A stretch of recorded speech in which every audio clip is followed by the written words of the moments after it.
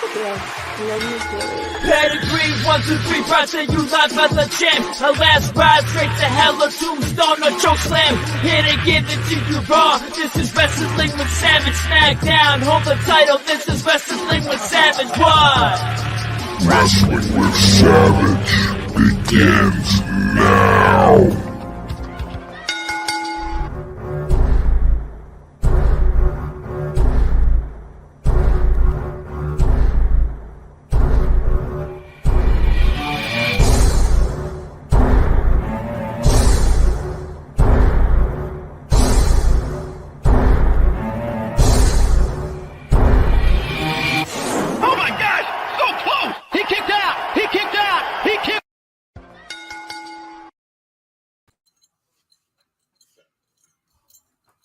Oh, you know what time it is, baby. You know what time it is. Ladies and gentlemen, we are live right now, streaming across the IWC. And I'm the one and only DJ Storm. Savage has decided to take a back seat for now. I don't know where the fuck he just went. No, I'm not taking a back seat. I thought I was going to let you, for once, open up the show, introduce me. But you know what? Since you are here, I am here. This is a good reason, a good time to sit down, find a comfortable seat, maybe get yourself a beverage, go and get some chips and nachos now while I'm babbling for the next 2 minutes before we get into the reason why you will be here for 2 hours this week, next week, and every week to come, because we're about to show you why this is the greatest wrestling analytical discussion panel you're ever going to see or hear in your life week after week, because me and Storms are about to get into it. There is a lot to talk about. We were just having a discussion right before I hit the live button. We're going to continue that discussion where Storms said something. He said that the last 2 weeks might be the best 2 weeks that we've had in years. So Storms, go ahead, introduce yourself yet again and tell us why that is. Why is the last 2 weeks? You are indeed right, Mr. Savage. And if y'all haven't realized, we are on the motherfucking air. He, of course, is the incomparable Greek Savage. I am DJ motherfucking Storms, and this is the Savage Storm Wrestling Super Show, episode number 5. I hope you all had a great 4th of July and a great 4th of July weekend. I know I did. I know Savage did, but now it's back to the grind because we on the grind all the time. And thank you to everyone who is just joining in right now. How you doing, Mitch? Greatly appreciate you. And I greatly appreciate everyone. How you doing, DG70? But yes, getting back to what you were saying, Mr. Greek Savage, indeed, the last 2 weeks of professional wrestling, obviously, it's not perfect. Nothing's ever perfect. I'm a fair individual. I'm always going to talk about the good and the bad, and we're going to break shit down like we usually do. So you know what? Let me throw a spike into the mix right away. First of all, his name is Mick, not Mitch. His birthday was yesterday, so happy birthday, Mick. 2 weeks, you said, last 2 weeks. So if I had to tell you right now, Storms, pick one. What was your favorite match out of the last 2 weeks? I already know. I'm pretty sure I know what it is, but I got to hear it come out of your lips. That is a tough pick, man, because there was a lot of really good matches. Obviously, you had the Fatal 4-Way at NXT Heatwave, which was excellent.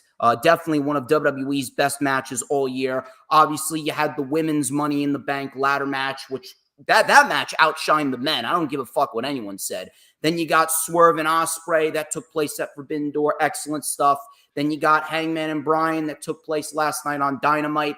There was a lot of good matches. It's very, very tough for me to pick just one, but I think right now it may be a tie. It may be a tie between the Fatal 4-Way to end Heatwave and then Swerve and Ospreay. It's a tie between one of those two.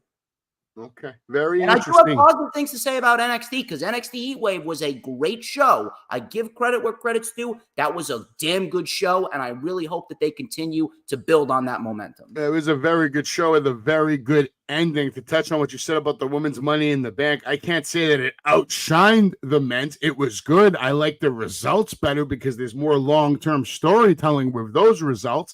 And the one thing I will say about the Money in the Bank pay-per-view that I actually did enjoy is the fact that, we removed the Money in the Bank briefcase from Drew McIntyre. So what does that do now? For the rest of the year, anything Money in the Bank related, topic, hype, It's all going to be placed on Tiffany Stratton. It's a We're great gonna way talk about that because I to got some just stuff to say. really, and we might as well talk about it right away. We might as well give people the full recap on Money in the Bank, where Solo Sikoa proclaimed dominance with his new bloodline, of course. We had Mrs. Trish Stratus kicking things off, but nothing to talk about there, let's be honest. But we'll move it to this guy, John Cena, who is officially announcing his retirement after 20 years, or maybe 20 plus years. Like, holy shit, man. 25, I believe. 25. Yeah, 25. Wow. John Cena, though. What a career. What did you think when you first heard this? Now, initially, I was kind of pissed off that Cena was taking time away from the other matches, but then he announced his retirement, and I'm like, all right. This is worthy to be on the pay-per-view. This is worthy to be put in its own separate spotlight on Money in the Bank. Obviously, we all know how good Cena is. We could talk for the next 2 hours if we wanted to about how good John Cena is. It was a good promo. We have a lot of good material going into 2025, specifically with John Cena's retirement tour. And let me ask you, before we get into the specifics with Money in the Bank, I am going to throw out a WrestleMania opponent for him, and then I want to hear your take on this, Mr. Savage. I do believe Gunther's going to be the new World Heavyweight Champion by the end of SummerSlam. So if you're looking for a nice story and a big money match for John Cena at WrestleMania 41 in Las Vegas, I'm going to throw it out there. Cena and Gunther for the World Heavyweight Championship. That is a big-time money match that would get Cena on the card in a meaningful way and put Gunther over as the next big star to carry the company for years to come. But listen, who wouldn't love to see that match? That is a big money match, but I'll tell you what, I have a bigger money match, and you book it hard, and you plant the seeds ASAP, which they already might be doing. John Cena, and then you say his name, and he will appear at WrestleMania. Joe Hendry. I want Joe Hendry versus John Cena at WrestleMania. That is a way. First of all, Gunther's already at another level as far as his career, his status, where we place him on the tiers of the echelon of greatness. We know Gunther's great. This could be a moment for Joe Hendry to literally transform his career into mega stardom, to work with a John Cena, to beat a John Cena. I think he may be NXT champion by the end of the year. Who knows? Could be an NXT champion next week for all we know. He's Joe Hendry. You say his name and he appears. But yeah, Money in the Bank, correct. We had our winner. My only gripe about this match, too predictable. Putting Drew McIntyre into it with the way the storyline and CM Punk have been going, it's like you knew this was going to happen. You knew it was a matter of time before it happened. Well, if we're going to be quite honest, I wanted Gable to win, but that's personal bias. I'll set that to the side. Drew McIntyre, hell of a competitor. I'm not going to take anything away from Drew McIntyre. He got the job done. He won. We'll talk about what he did later, but you can tell me what you thought about the match. Well, here's the thing. I talked about the match being excellent from start to finish. Very well done. Gable, if we're going to be quite honest, he was actually the star player of this match. He had the most innovative spots in this match. I wouldn't necessarily call it predictable because there were a lot of cases where any one of these 6 guys could have won. However, here's the issue with Drew McIntyre winning. Obviously, we all know that Drew McIntyre, he's a big name. Obviously, we know where they were going and what happened later. We're going to talk about what happened later, but I'm going to tell you this, just like I said on my review for Money in the Bank, Drew did not need this. Drew did not need this. Money in the Bank should be a concept to build up the next top-tier star. And I wouldn't even call wanting to have Gable win a personal bias because if we're going to be quite honest, Gable was factually the best possible candidate. We'll talk about that a little bit more when we get to what happened later on in the World Championship match. But from a belt-to-belt perspective, this was an excellent Money in the Bank ladder match. Everyone got their shit in. Everyone looked great. It just had the wrong outcome, but I'm not going to allow that to take away from what was a very good Money in the Bank ladder match in which everyone worked their ass off. Listen, it was definitely a good Money in the Bank matchup. I kind of really loved what LA Knight was doing. I thought he was the MVP with some of his spots. The bumps he was taking on the side of the ladders, that's like serious business. But overall, you have to imagine that Triple H is booking this how do I protect my champion, Cody Rhodes, right? Well, if we eliminate the Money in the Bank briefcase, that's one way to eliminate that threat, so we don't have to worry about that storyline. We can really hone in on this whole Bloodline versus Cody, because obviously that's where they're going. We're going to see Solo versus Cody. We'll get into that later, but there's got to be a lot of reasoning into why they went this way, because that CM Punk Drew McIntyre match did not need this to already have the heat it has. That's what we're going to talk about. Yes. And that is the reason why Drew McIntyre didn't. I guess we may as well talk about it now. That you just pretty much took the words right out of my mouth.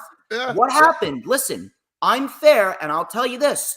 Did what happened make sense? Yes, it did make sense. Did it help add to the tension between Drew and McIntyre? Yes. Was it well executed?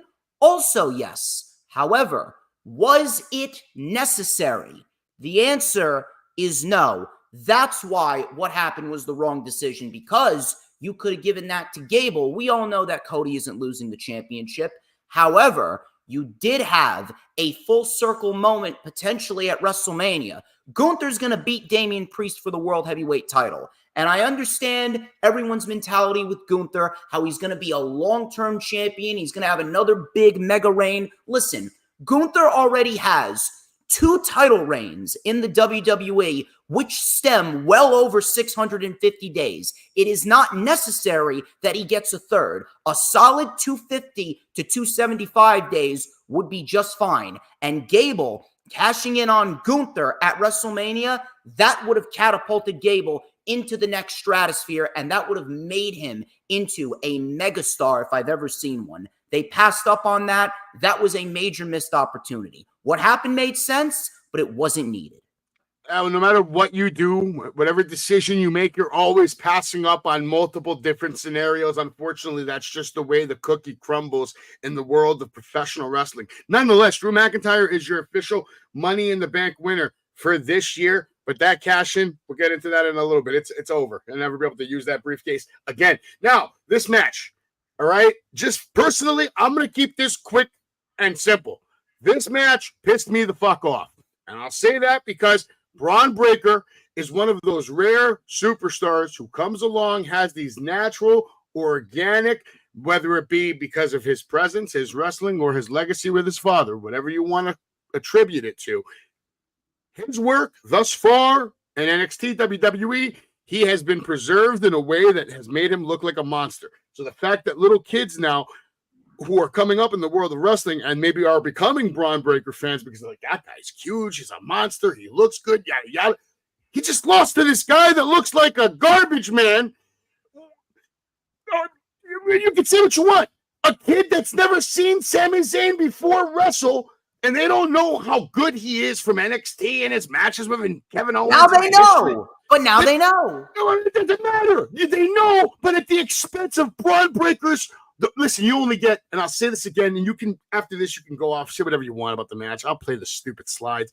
Bottom line is this. You only get one first impression in life, motherfucker. All right? And Braun's first impression on a bunch of kids from this generation are that he couldn't beat Sami Zayn. Even if he beats him later, he still lost to Sami Zayn. The reason why the Ultimate Warrior is who he is because he didn't lose to Hulk Hogan when he had that chance. No. He didn't lose to the Honky Tonk Man when he had that chance. I don't think so. They booked him like a god.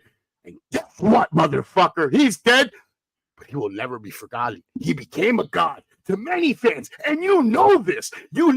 Whether you hate the man, love the man, that guy's got a following unlike anybody else. He has his warriors. Braun Breaker, he lost that opportunity to become that kind of guy. No, he didn't. That's where you're wrong. Listen, here's the thing. First of all, you can't compare Braun Breaker to the Ultimate Warrior, okay? There is only one Ultimate Warrior, and why don't we focus on Breaker being the first Braun Breaker? Secondly, this was not the time to give Braun Breaker the championship. That's what you need to understand. There is a time and a place for everything. This is not the end. What we needed happened exactly how it needed to happen. Braun Breaker went in there. He had a very good match with Sami Zayn. He got his shit in, and they did indeed tell the story of Braun Breaker getting too confident and hesitating a bit too long Sami took advantage of it. Sami Zayn's been doing that title very well, and he's still doing that title very well. Sami's going to hold it a little bit longer. SummerSlam is the time. I told you this before the show, brother.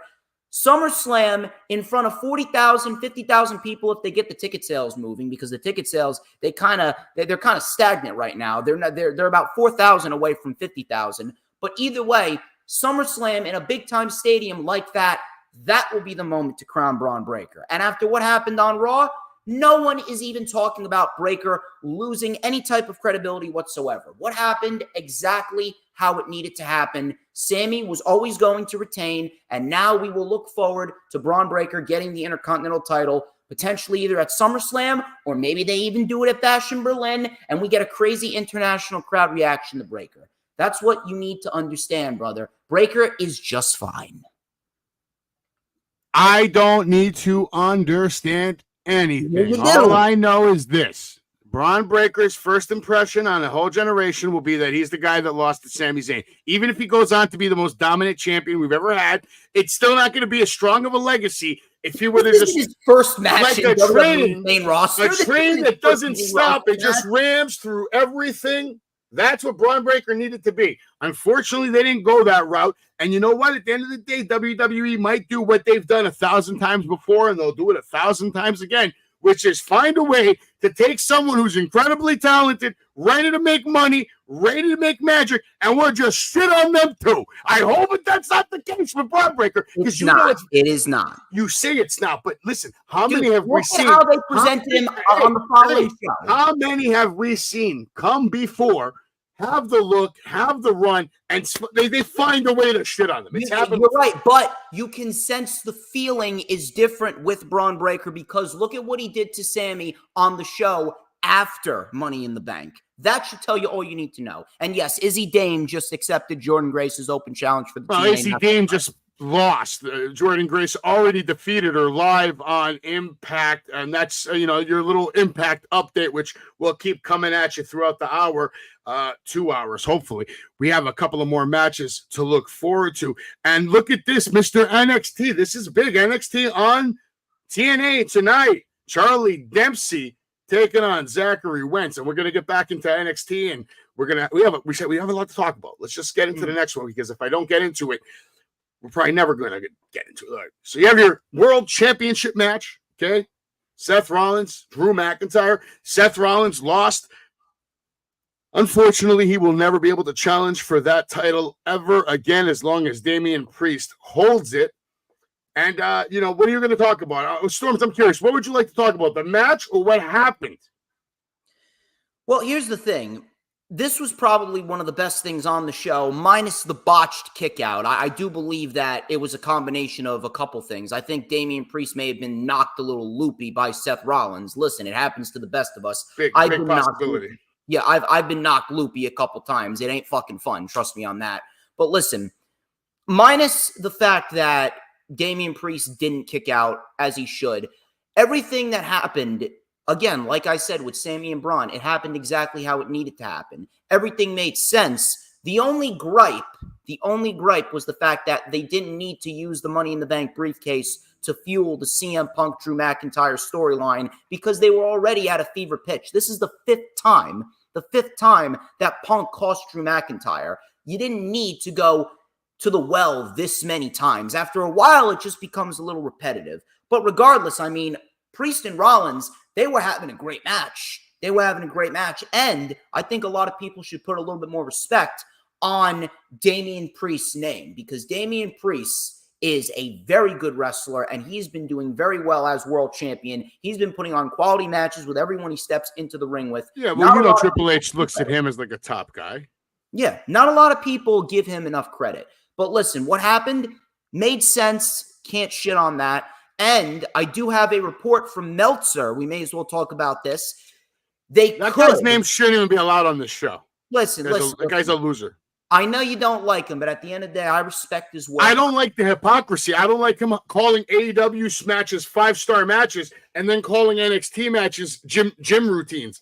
All right? It's bullshit. Listen, bullshit. He was doing a comparison that was not biased in any way. Why don't I compare my left nut on his face and then I'll compare my right nut on his face? We'll see which one takes up more room. Objectivity and facts, you got to let me talk here. Listen. I'm sorry. Meltzer's name gets to me. You know that. There is a report going around. I don't know how true this is, but there is a possibility, according to Meltzer, that WWE could very well opt to do a triple threat match between Punk, Rollins, and Drew at SummerSlam.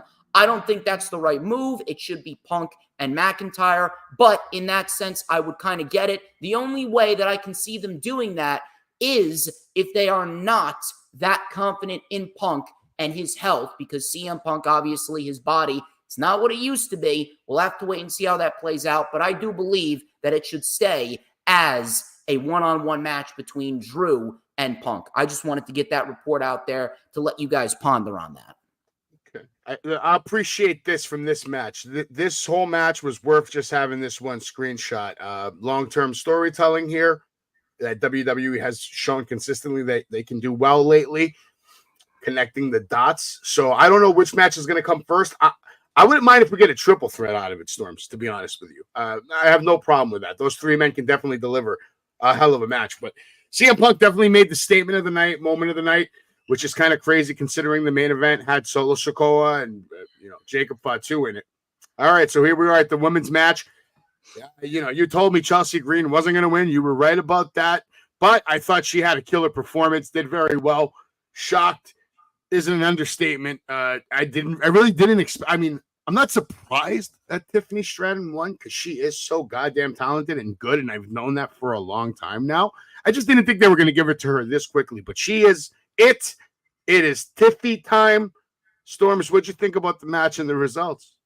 I'd say that this was probably the best match on the show, and all 6 women, they went balls to the wall. They were doing fucking fisherman busters and Alabama slams and back body drops and Meishinuku drivers off 20-foot ladders.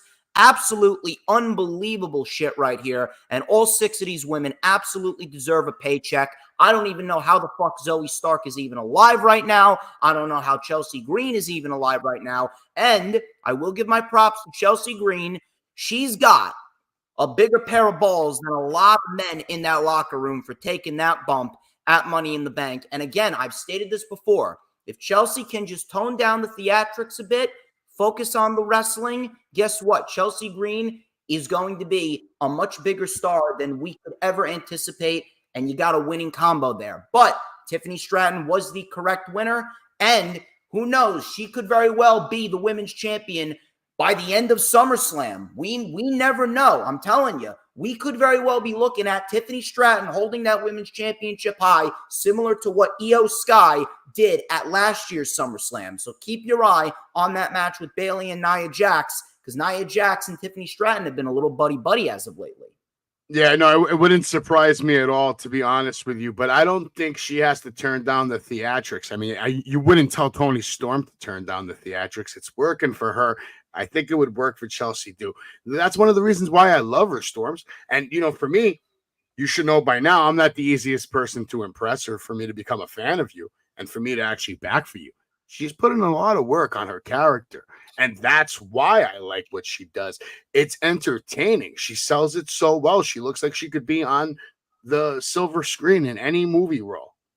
Listen, I understand what you're saying there. The issue is that when you take a look at Toni Storm, she doesn't feel like she needs to take up every single second of her time on the TV screen doing something or saying something. There is such a thing as too much of a good thing. That's why I'm talking about Chelsea, because she feels like she's doing way too much when she could just tone it down just a little bit. There is such a thing as just right. I mean, I don't really want to make fucking comparisons to Goldilocks and the Three Bears, but either way, there is such a thing as doing it just right. That's what I'm looking at.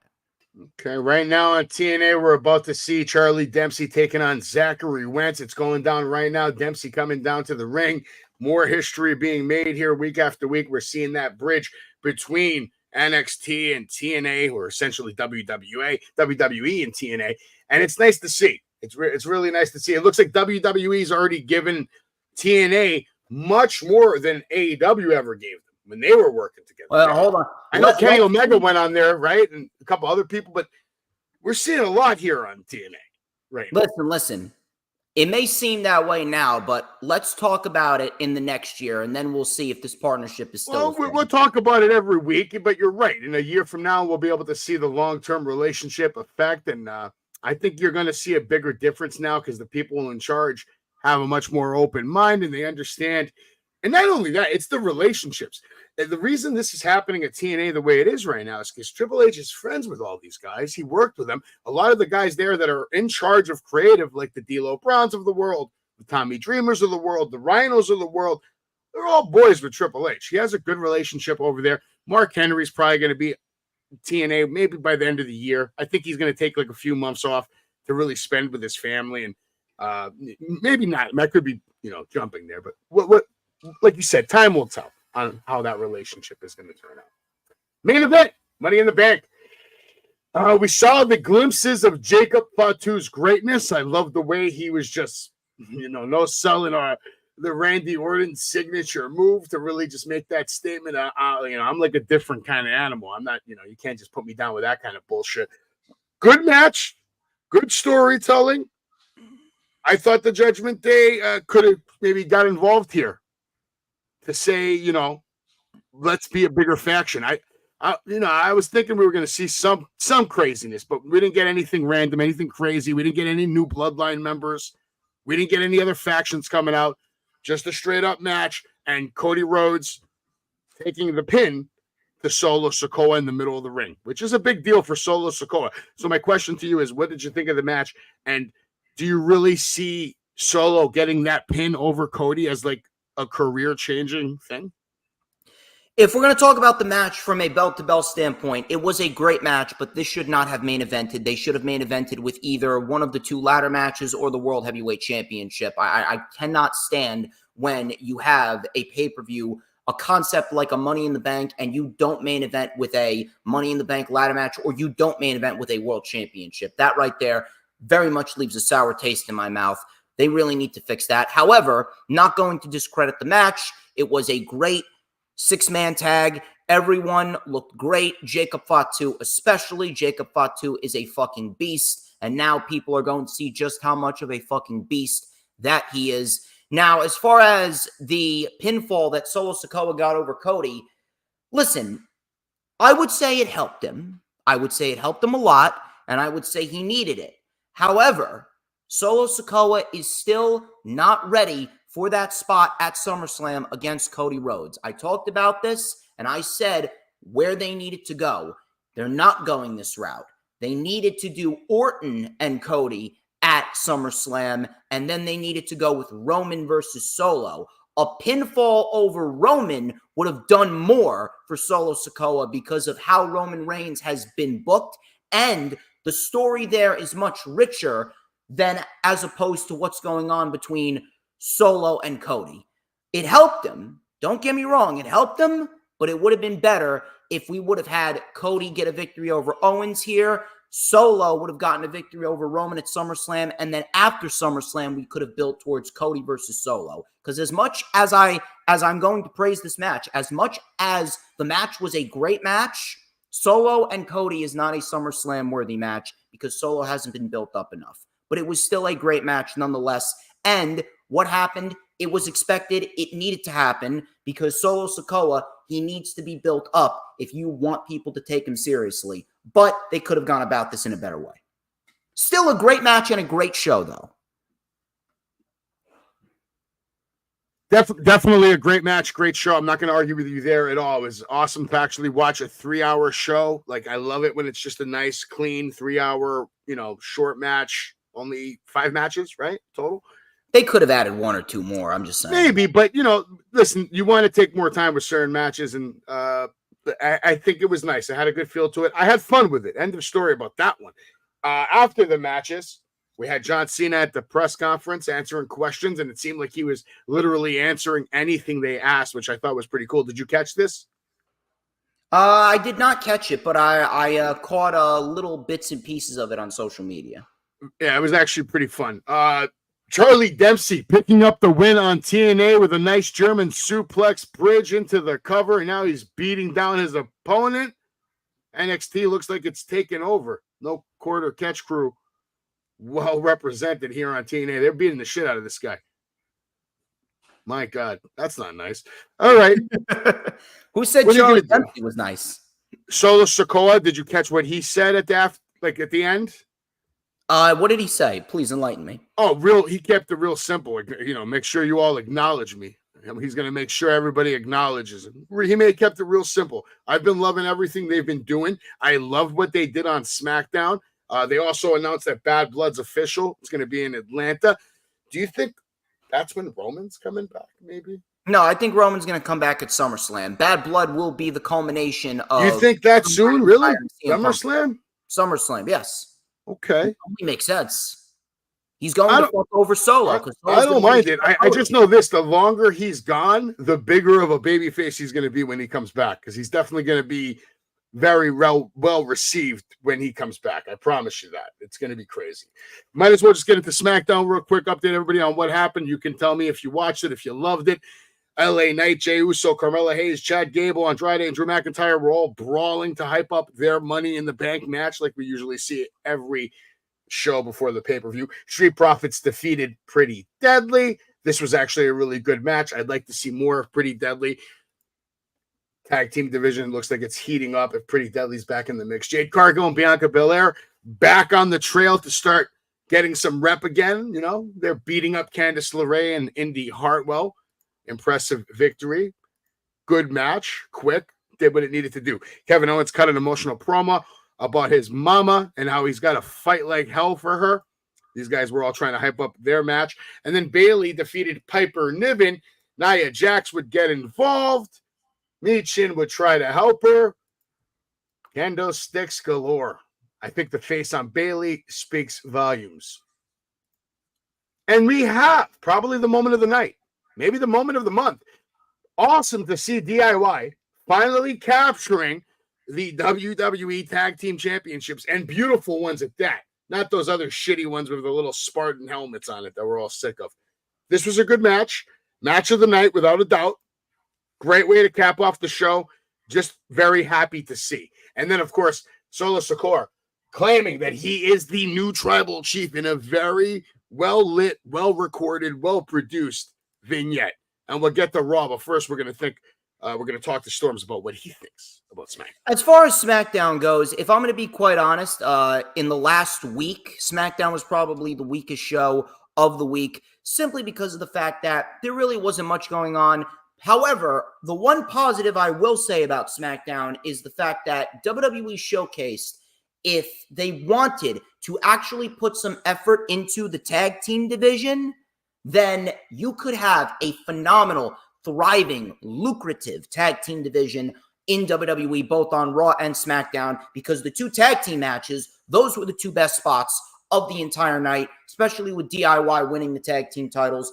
But otherwise, it was a rather unimportant show, a rather bland show, simply because of the fact that at that point, they did everything they could to build towards Money in the Bank. But one lackluster show doesn't excuse what was a very good overall build towards Money in the Bank. It was just kind of a show that was there. That was pretty much it. DIY winning the tag team championships after competing in WWE for over a decade isn't good enough to make it a memorable show for you?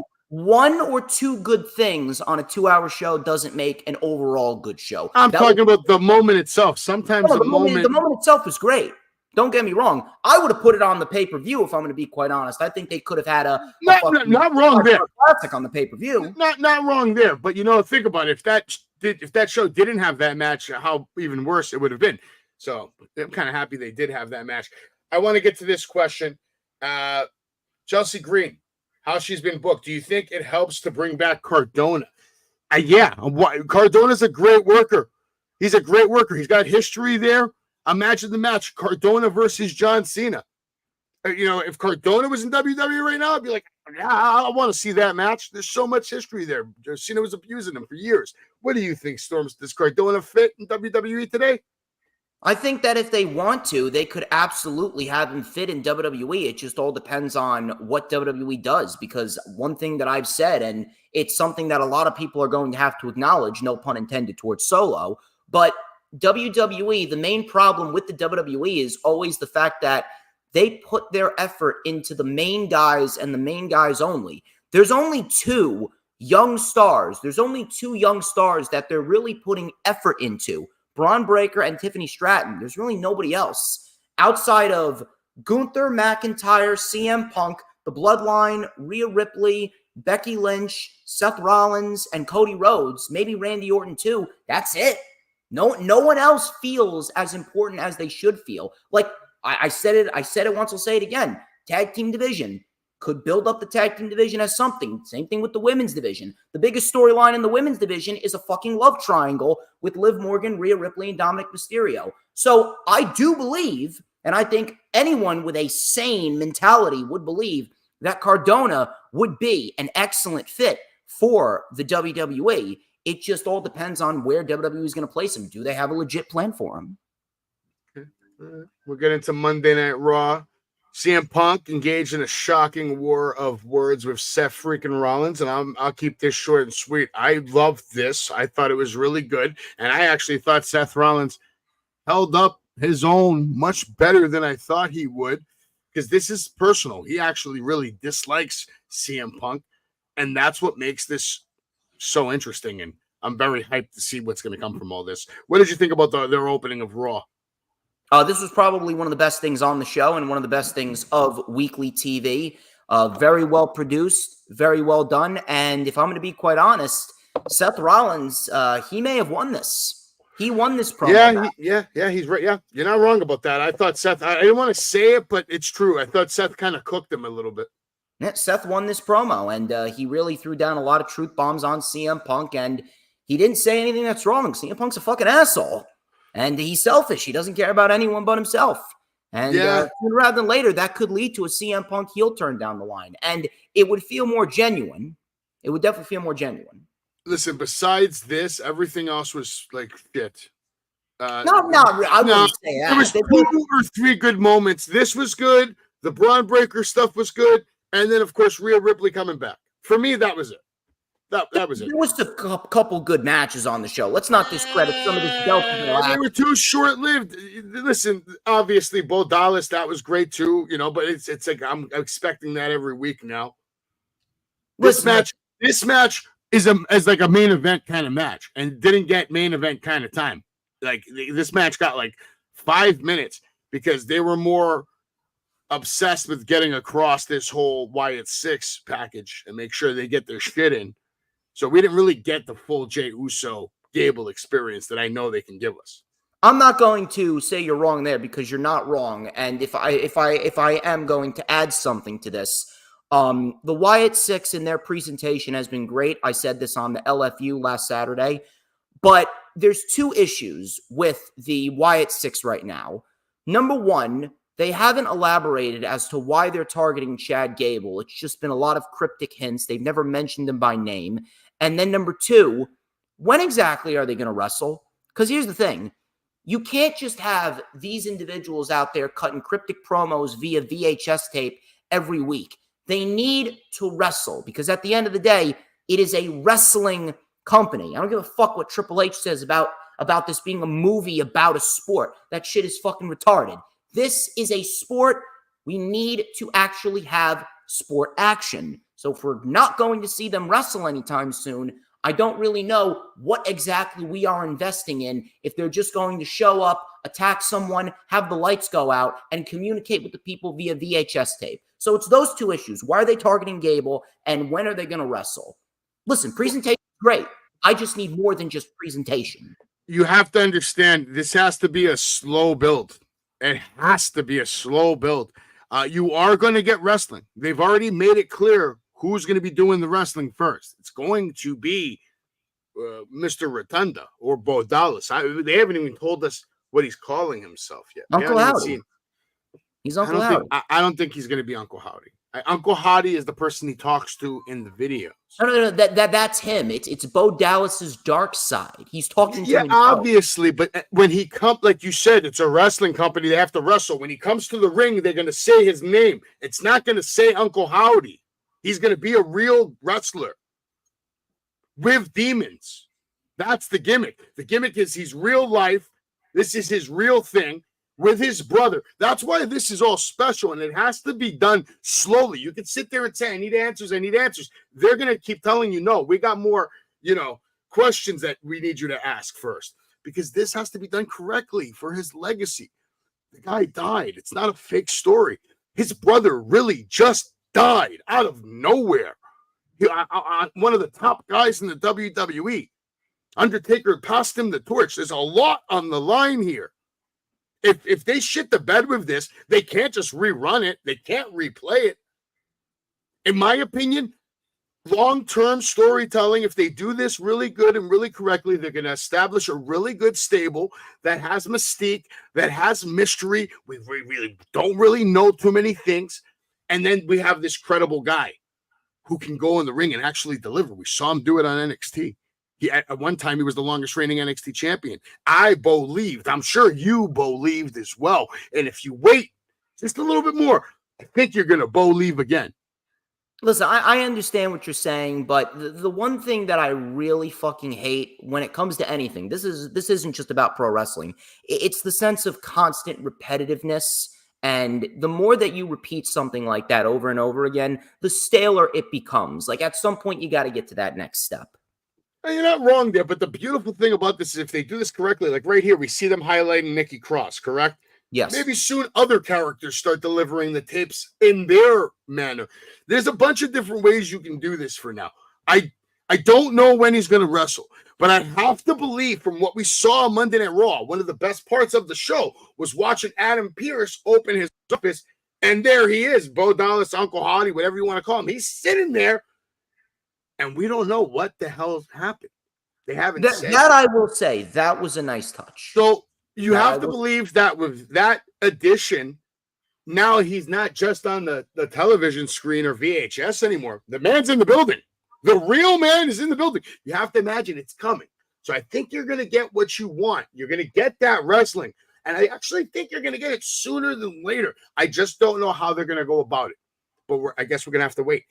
Look at this match, Storms. What a crazy match. Mike Bailey, man, he's my guy in this one. I love Bailey. But all three guys are extremely talented. Kushida is a stud. Gresham is a stud. When I saw him wrestle on AEW a few times, I couldn't believe how technically sound he was. Really, really good wrestler. We're going to pay attention to this match. We'll let you know. I think Mike Bailey's going to come out on top on this match, too. This is for the X Division #1 contenders. Now we'll get back to Monday Night Raw. I also like Pat McAfee and his expressions. I mean, he really looks like he's actually shitting his pants there. Bronson Reed defeated Pete Dunne. Sheamus comes out to help. Pete Dunne not very happy about it. I mean, I guess he's really making it clear, like, dude, this fight night shit's over. Like, why are you out here? I mean, listen, if they want to experiment with a match between those two, I certainly wouldn't be opposed to it. Listen, if you're going to give me Sheamus and Bronson Reed, I'm all for the Meat Madness. Either one of those matches is a banger, to be honest. I mean, Sheamus, he puts on banger after banger. It says it on his shirt, so he kind of has to. Braun Breaker, talk about a banger. He banged Sami Zayn with 2 spears, sending him to another universe, maybe. He had to be helped out.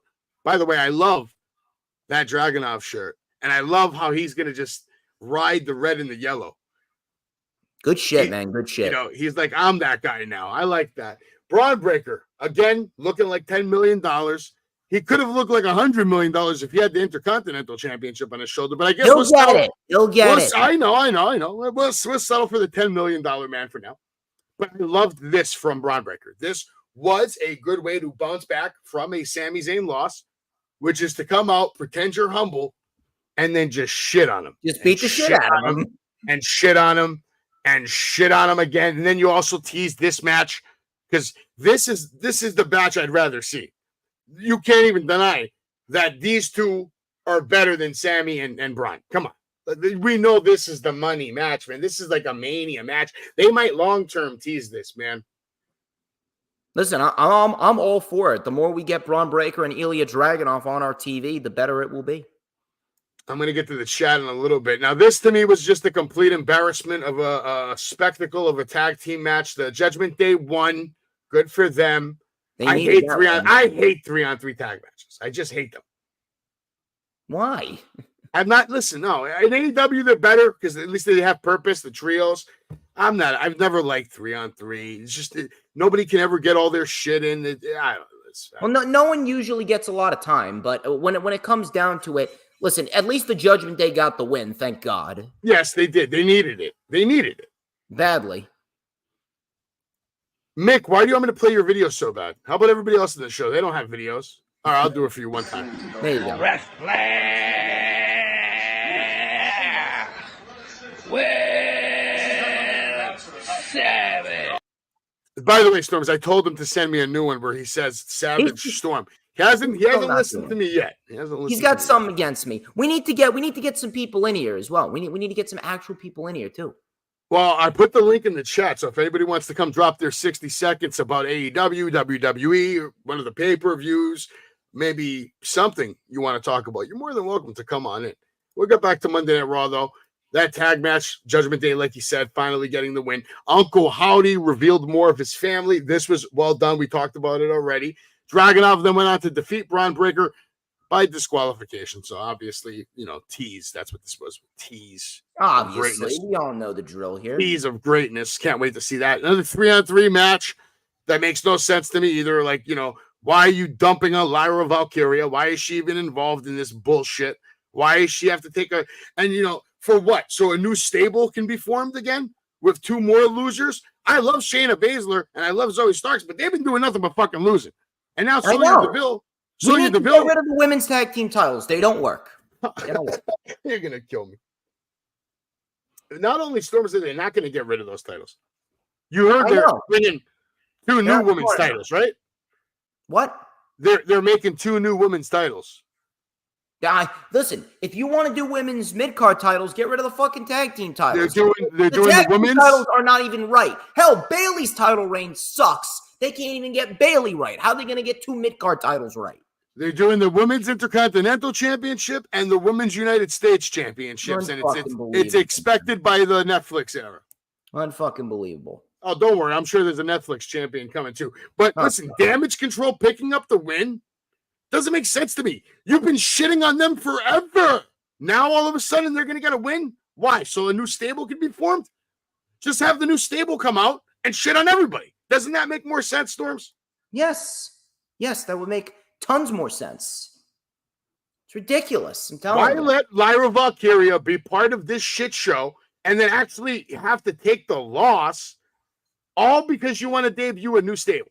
Like that's why I say get rid of the tag team titles and focus on building the singles women's storylines. This is why the AEW women's division is completely shitting on WWE's women's division. Well, that's all on one storyline, though. Let's be honest. No. We have the Tony Storm storyline is money. No. There's multiple ones. You have Nightingale and you have Statlander. But listen, the main story, the one that has everybody's attention.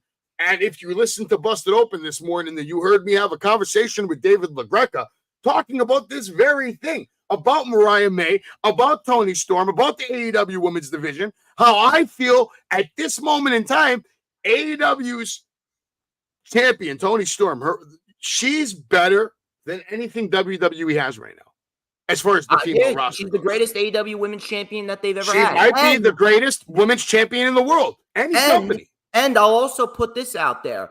From a week-to-week standpoint, you take a look at WWE's women's division, and then you take a look at AEW's women's division. AEW's women's division is putting on better week-to-week matches than WWE's women's division with different women, whether it be Nightingale, Statlander, Purrazzo, Rosa, Serena Deeb, Lady Frost, Mariah May. The list goes on and on. I'm dropping the link again in the chat. John, if you want to come get your 60 seconds, nobody's stopping you. The link is there. We've set it for a reason.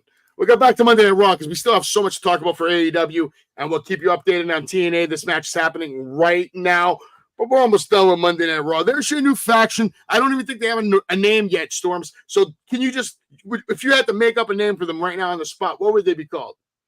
At this rate, I do not know. I do not know whatsoever. I think that should be the name of the faction. I do not know. That's a fucking great name. I do not know. Kushida with a green mist into the face of Gresham, and now Mike Bailey on the top rope. He's doing his thing. Those, oh my God, backflip double knees on the back of Gresham, Speedball, rolling him over, and I think he's about to pick up the 1, 2, 3. Bailey, as you said, Storms, is your winner on that match here live on the Savage Storm Wrestling Super Show. We get into the main event of Monday Night Raw. Let's be honest, this is the biggest joke of a main event I've probably seen in a long time. Not excited about it, but I was excited about what happened because I didn't expect that. Really didn't. I thought it was a wasted return. For me, I would have booked Rhea Ripley's return like Triple H back in the day. You hype it up as much as you can, put a date on it, hype it, and make it good TV. This was out of nowhere. You know why that wasn't needed? It's because Rhea Ripley's return was all about the surprise factor. When is she finally going to come back and fucking put Dirty Dom in his place? And now she's back, and I'm going to make an even bigger prediction right now. You want to know what the best route to go for SummerSlam is? You're going to get Liv Morgan and Rhea Ripley, and Dominic Mysterio will indeed side with Liv Morgan. That's the best way to go. You know why?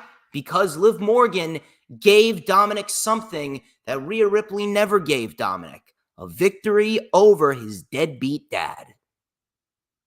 Oh, listen, you're not wrong there. And it would make sense because, listen, Dom is a heat magnet. So if you want Rhea Ripley to actually be a face, finally, this is the opportunity to make her a baby face to the max, where now she has to take on Liv Morgan, but Dom is helping her out. And then that sets up the whole storyline with the Judgment Day. What's going to happen with that? Who's going to take sides? It could be good storytelling. By the way, poor Speedball Bailey getting assaulted by Mustafa Ali's security team right now. Mustafa Ali wasted no time to come out here and let him know he ain't winning this goddamn X Division title. Monday Night Raw, though. Rhea Ripley's back. Let me know if you thought the return had you buzzed. Were you happy to see it? Did you expect it? What'd you think about it? Also, let me know if you're going to go to the WWE.com and pick up some new merch from the shop. The last time is now. The official John Cena 2025 Farewell Tour merch is on sale now. Or you can go support Tiffy Time. Huh? That's a nice shirt. I like that shirt. Let's bring in this guy. Go ahead, Sean. You got 60 seconds. What do you want to say to DJ Storms? I'm calling you out, Mr. Storms. I'm taking the IWC from you because I am the geek one, Mr. Sean motherfucking Mooney. All right. Sean, Storms, you got a response to that? Yeah. Try. Okay. I like it. Confidence here from DJ Storms. Go pick up that Tiffy Time shirt. What else do we got to talk about here? Should we just get into some breaking news and then we get into AEW? Or do you want to go straight into Forbidden Door? Heat Wave, man. It was a good show. Oh, well, yeah, we got Heat Wave. There's a lot of Heat Wave. Obviously, we know that, but Heat Wave. Might as well talk about NXT first then. So Ethan Page comes out, Ora Mensah makes a little thing. Nothing really happens. We get all 4 men in the ring again. Nice matchup here where Carmen picks up the win against Ariana Grace. This match was actually really good. I enjoyed Lexis King versus the Don. For some reason, maybe you can explain this to me, Storms. Why you're a DJ, right? Yes. Why the fuck was this guy DJing during this match? I don't fucking know. What was up with like that? I fucking know, dude. I'm not even a DJ. My name is DJ. Well, I thought you were a DJ who rides the storms. I don't know. Gallus defeated Tyreek Igwe and Tyson DuPont, who honestly impressed me in this match. I thought they were really, really good. And DJ 70, I see you trying to fix your camera. When I finally see your face in the shot, maybe I bring you in so you can have some time. Who are you? Who is this? Is that God of War? Yeah, it is God of War. My name is the motherfucking DG7D, coming to you live because I am your God, and we are wrestling on Olympus. We are coming to you live from the living forest. How are we doing tonight? We're doing good. You got 60 seconds. What do you want to talk about? Money in the Bank, first thing. Drew didn't need it. Okay, I agree. Yeah, you're right. We already not deserve it. As Storms, you said it's used to boost talent, right? This should have been LA Knight's year. If he doesn't win next, I'm making like a declaration right now. If LA Knight does not win Money in the Bank next year, I will quit watching wrestling for an entire month. I will not watch a single show. Stop it. Why would you do that? You don't need to do that. LA Knight has gotten 2 chances, and yet he has not won when he is probably the biggest star and one of the biggest like up and coming stars in those matches. Listen, stay tuned because LA Knight's about to have a big year. He's about to be your new United States champion, Mr. DJ70. So you sit back, you relax, and you enjoy the ride. Thank you for being on the Savage Storm Wrestling Super Show. I definitely will. And Luke Kang, he's kitted out with some. My man with the wristband, you are a beast. I like it. I see they beat up Spawn over there. All right, brother, you keep on watching, and thank you for joining us tonight. Thank you very much. I just got one more thing to say. No, that's not the way it works. Go ahead. What is it? Make it quick. Way it works, actually. Make it quick. No, it's not, because I have the power. Should I bring him back? Yeah, bring him back. Let him say what he needs to say. Hold on. I got a special guest. We got to remove you for a second. Yes, Mr. Giannetti, welcome to the Savage Storm Wrestling Super Show. How can I help you? Where am I now? You're on the motherfucking Savage Storm Wrestling Super Show, the greatest goddamn podcast in the fucking world today. Did you got any curse words allowed in it? Absolutely. You can go nuts. I'm just calling to check on our show. Well, our show will be going live tonight at 10 o'clock. Everybody make sure, as soon as this show ends at 10 p.m., you go on over to the Party with Marty podcast, which we got like 17 people in here right now, Marty. So we'll try to get all of them over there tonight. At 10 o'clock. 10 p.m. live, Eastern time, brother. Well, it's the show that we think, but I guess you can call it live. We'll be in the fucking chat live so they can communicate. But Marty, I'm definitely going to be in. Marty, this Sunday, can it finally happen? Because I've been working with you now. We've done so much. We've been through so much. I want to have my one-on-one interview with you on this Sunday. Can we make that happen, Marty? Where, when your thing? Yeah, my channel. I want to have a one-on-one with you. I thought we did, but I might have been drinking. No, you were definitely drinking. That's why I want to talk to the guy who's not drinking. Okay. Yeah, when is that, Sunday? If you want. Yeah, we'll talk about it later, though. Okay, yeah. Saturday I'll be out of town. Sunday I should be back. All right, sounds good. We'll talk soon, and I'll see you later tonight in the channel. All right, see you guys tonight. Yes, sir. Our adorator, Radical Addy will be in there. Swaggy might come by. We'll see. We'll see. All right. All right, brother. All right, see y'all. Bye. Bye. All right, gotta love Marty, man. Gotta love Marty. Gotta love Marty, yeah. So immediately following this, go watch the Party with Marty. Now, we were talking about NXT. He wants to get into Heatwave, which we will. Wes Lee, this was a great moment, right? The Rascals reunion over here. Look at this. I appreciate. I wasn't expecting the Rascals back, and you know what? That's a good moment for them. That's a great moment for them. Great moment for Wes Lee because he didn't really know where he was going to go. He was about to retire before that happened. Thea Hale defeated Izzy Dame again. I love that Thea Hale is getting attention, getting momentum, looking aggressive. I love Thea Hale. I think she's a future superstar.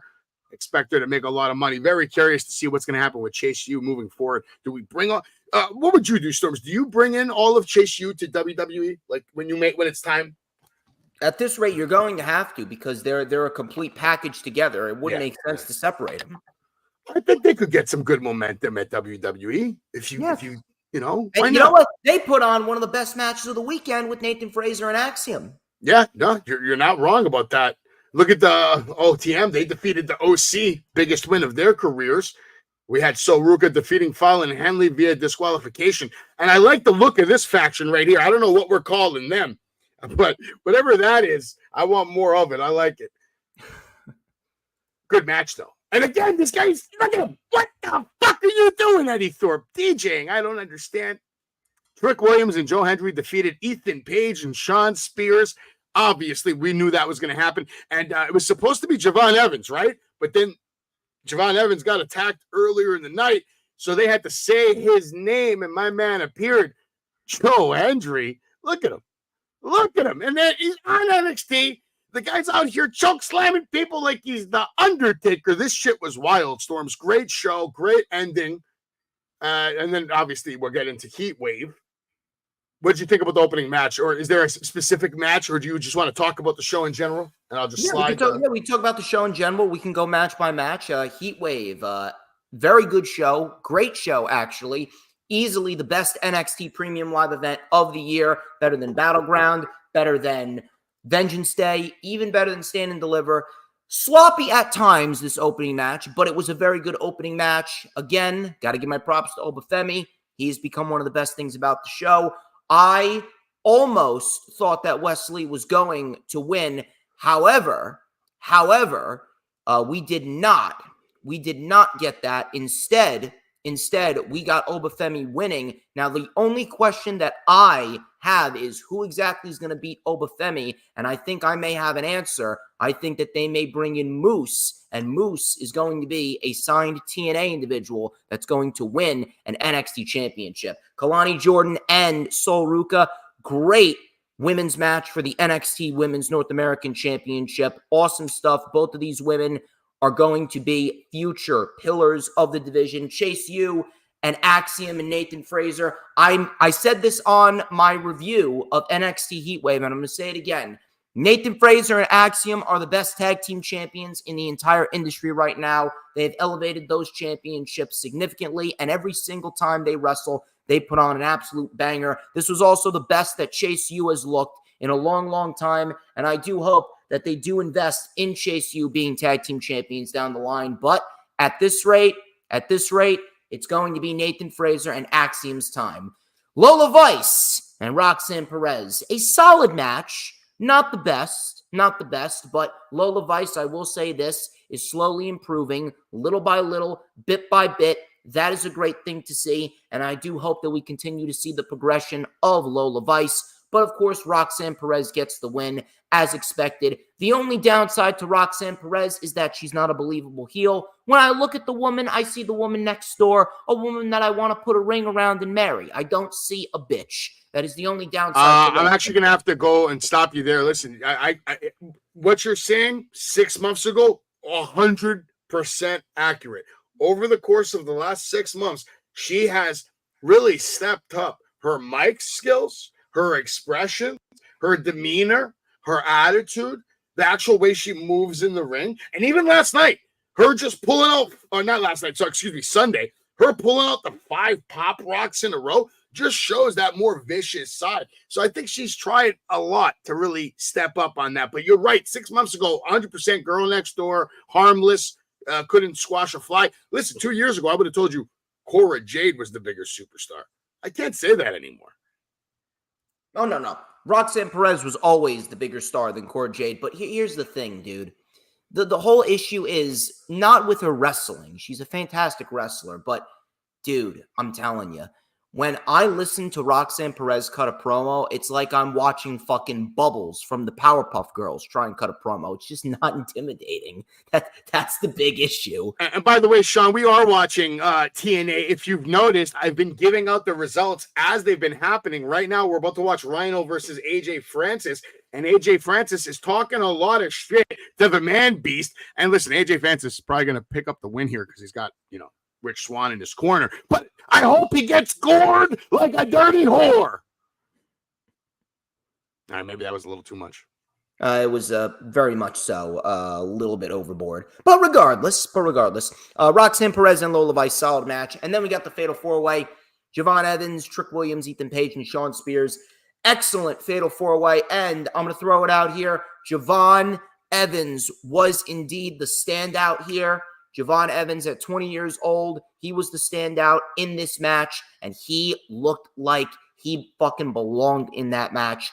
That is a lot of fucking props I'm going to give to Javon Evans. He is going to be a big-time star here in NXT, and Ethan Page gets the win, and I'll tell you why.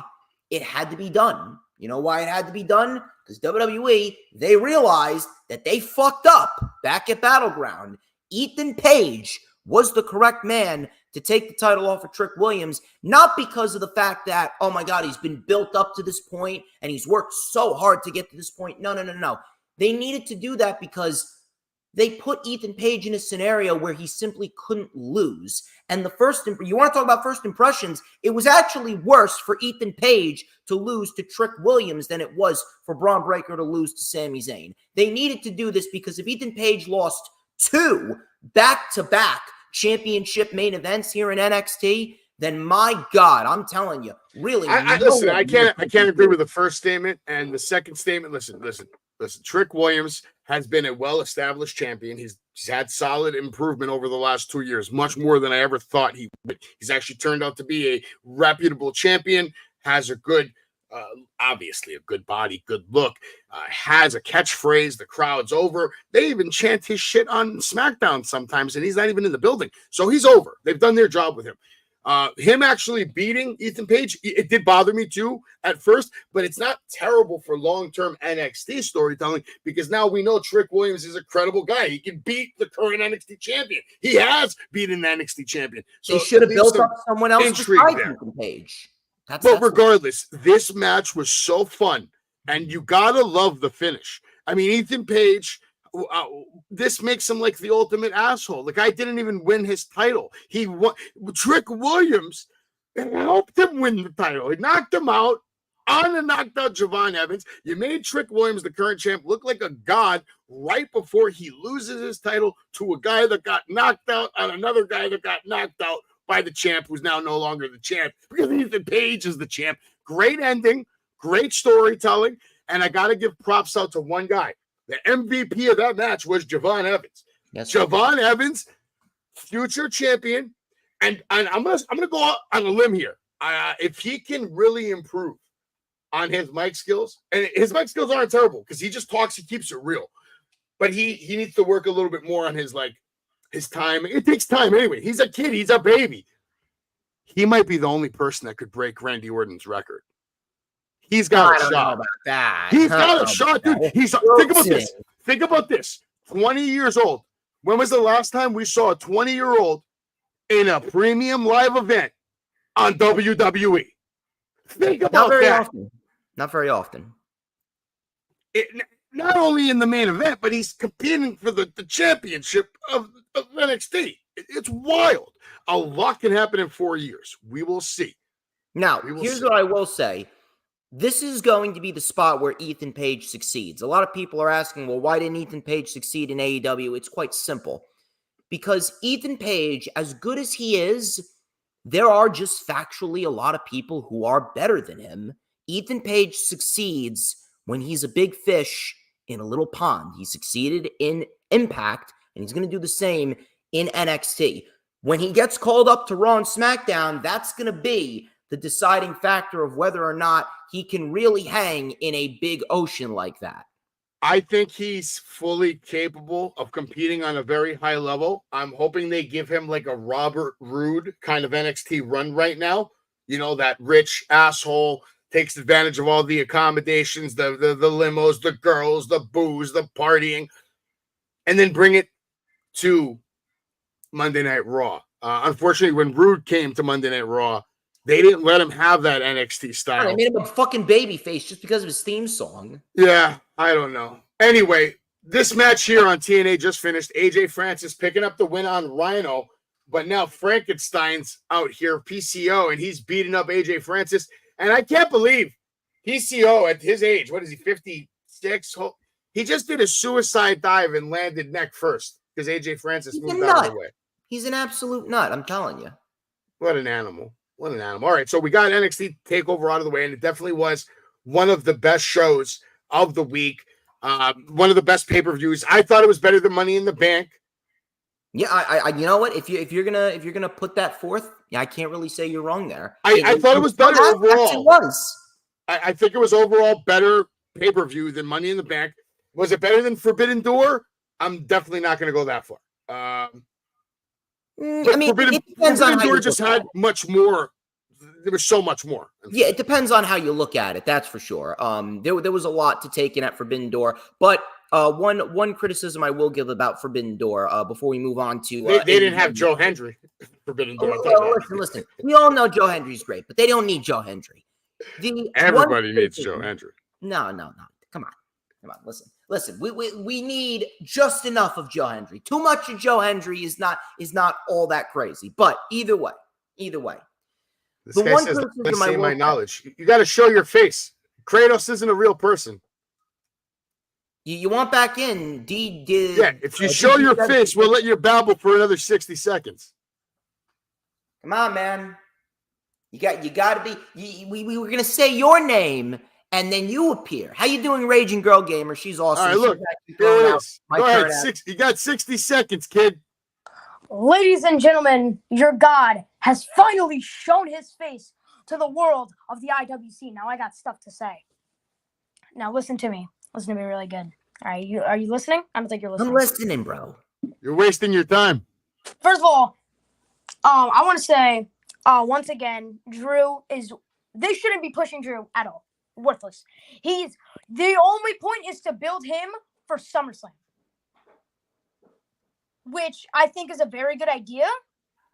But I don't think they should do this just now. Maybe do it maybe a little before SummerSlam and then push the match with I believe Punk, is it? Yeah, Punk. Yeah. I feel like if they do it now, they're gonna ruin everything because the Wyatt Six really popular right now because everyone's talking about the Wyatt Six and how Drew wasted his cash in on a Vought Entertainment, a boys themed briefcase, which I wish he kept. He really should have, because I personally love The Boys. Great show. But yeah, I feel like they just wasted potential. And why wasn't Joe? I feel like they need to push Joe Henry more. Like Joe Henry. All right. That's your 60 seconds. Listen, you said one smart thing during that. Actually, two smart things. You said The Boys was a great show, and it is. I just finished watching episode 7 of season 4. Phenomenal show. Love that show. One of my favorites. And the other smart thing you said is, they need to push Joe Hendry. Well, I got good news for you, goddammit. They just showed his face at the end of a fucking pay-per-view. If that's not pushing Joe motherfucking Hendry, then I don't know what is. They're pushing Joe Hendry. Sit back, relax, enjoy the ride. It's going to be a good one. Thank you for showing your face. You're a brave man. Next time you come on the show, make sure you flip your phone so we can see the full screen and maybe point it at your face so we don't see all those nose hairs, god damn it. All right. Now, back to the show. What's next? AEW? Yeah, we were talking about Forbidden Door. The one criticism that I will say about Forbidden Door before we get into the AEW shows, this was probably the weakest out of all the 3 Forbidden Doors, only because of the fact that I don't know what it was. I think it was the Long Island crowd, not you, Savage, but the Long Island crowd could have been a little bit louder, number one. And then number 2, they didn't really pace the show as well as I hoped. I'm glad that they wrapped up at 12, which was a good decision. I was there live, right? Yeah. Yes. I'm glad that they wrapped up. At 12, but you could have taken about 3 matches off the show and it would have flowed a little bit better. You could have given a little bit more time to the opening match. You could have given a little bit more time to the ladder match. You could have given a little bit more time to the ladies. But regardless, it was still a very good show overall, but it was probably the weakest of the 3 Forbidden Doors. I'm hoping that they do a little bit more next year to get themselves back on track with the concept, but it was still a very good show. Listen, Forbidden Door, I had a good time, but honestly, I didn't start having a good time till about 10 o'clock. You know, it took me a while to really get into it. Probably, I don't know, man. So a lot of the matches were disappointing to begin with. I was pissed off that Mariah May was on the pre-show. I mean, let's just get right into it. I have it all right here. We can get into the results and we can get into everything that happened. Forbidden Door was a great show, though. There were some matches on there that I will never forget, including the main event. Here's your kickoff show. Serpentico versus Kyle Fletcher. You had a 4-way tag match. And here's another one that pisses me off.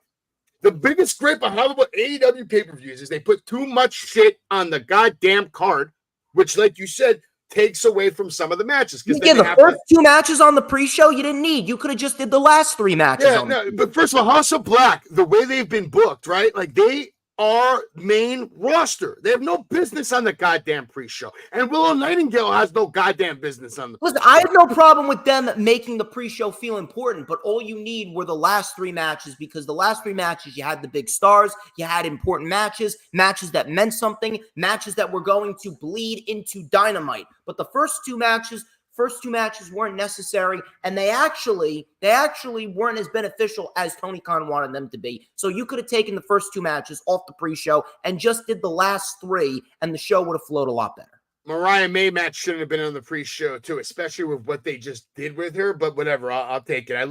But this graphic's wrong. Mariah May won this match. Okay, Mariah May won this match, and then the Lucha Brothers closed off the pre-show. That was fucking awesome. And then the pay-per-view finally started. And I was happy about this. This I was happy about because it's MJF. He comes out. The crowd in Long Island, obviously, these people are all very stupid. Nobody in Long Island knows how to crowd surf someone.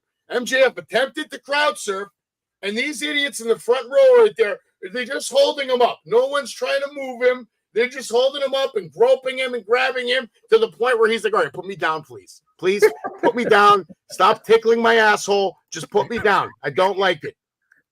All right.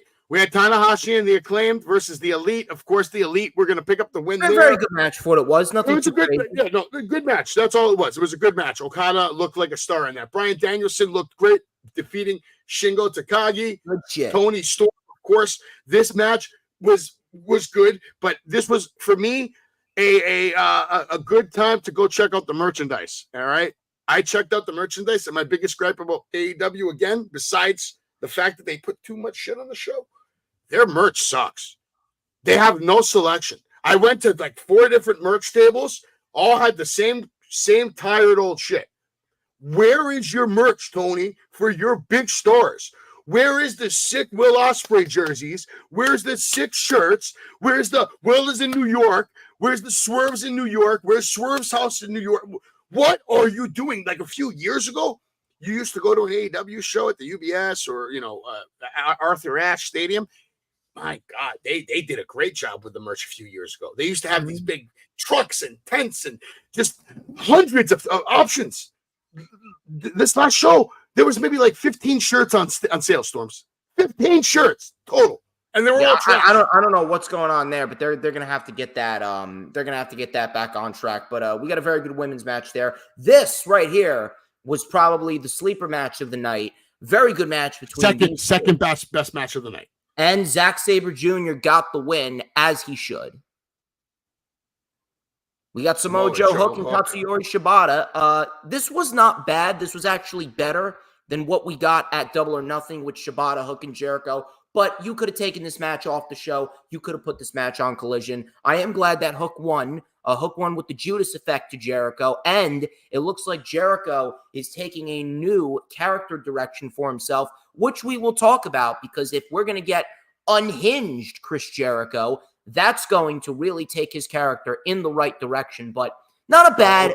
We're going to talk about Jericho very soon. We're going to have a whole discussion on Jericho. Now, this match, obviously, I wanted Takeshita to win, but you kind of knew Jack Perry was going to win. This match could have been way better than what it was. The ladders they used were pretty shitty and were falling apart left and fucking right. It's a miracle Jack Perry was even able to climb up that shitty ladder, whatever was left of it by the end of the match. This was a great match. What you talking about? It could have been better, though. It could have been better. That Blue Thunder Bomb by Takeshita through the table. Amazing. It was a good match. I'm not going to say it was a great match. It was a good match. And Takeshita should have won this match.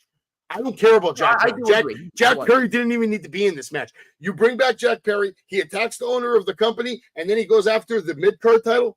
Makes no fucking sense. Listen, he's going to do that title well. I'm going to be there to watch what he does, and I'm going to love to see how he brings some prestige back to that title since it got vacant. But everyone knows that Takeshita should have won. No one. Takeshita should have won this match, hands down. Hands down, without question, the most talented guy in the ring on this match. And then Storms, I want to get into this match because this was great. This was great. And the reason why I say this was great is because it showed everybody how goddamn good Stephanie Vaquer is, to the point that she got the contract offer from everybody. Obviously, we should all know by now she accepted it with WWE. She's probably going to be going to NXT. Shawn Michaels is looking forward to her arriving. I was in a section for this, right? And I was talking trash about useless Monet for about 15 minutes. All right. Trash. I was screaming out things like everyone on TNA is better than you. Everyone on NXT is better than you. You suck. Blah, blah, blah. My typical savage bullshit. Because you're a mark. I'm not a mark. She sucks. She's overpaid. All right, Little Nightingale should be making $4 million, not her making 15. Anyway, one fan got very upset. So he got up. He said, "You shut the fuck up." And then I got up. I turned around. I said, "What? I will not shut the fuck up." I got even louder. And then I shitted on him. Everybody around was enjoying the show. They were laughing. And then I said, "You know what? I'll do you all a favor. If one person in this entire section can stand up and show me the CEO merch, I'll shut the fuck up for the rest of the night." And I waited and I looked. Not one motherfucker got up because nobody has any CEO merch. You know why? Because it's New York. New York hates people from Boston. And Mercedes is great as a heel. And guess what? We got a great women's match. Mercedes looks good. Wait till we get to Dynamite. I got a lot to say about Monet. I'll save it for Dynamite because she said some stupid shit. She said some stupid shit. Moxley. It's heel shit, bruh. John Moxley loses to Naito, and then we have Swerve defeating Will Ospreay and Storms. You can please go into that while I play these pictures over here.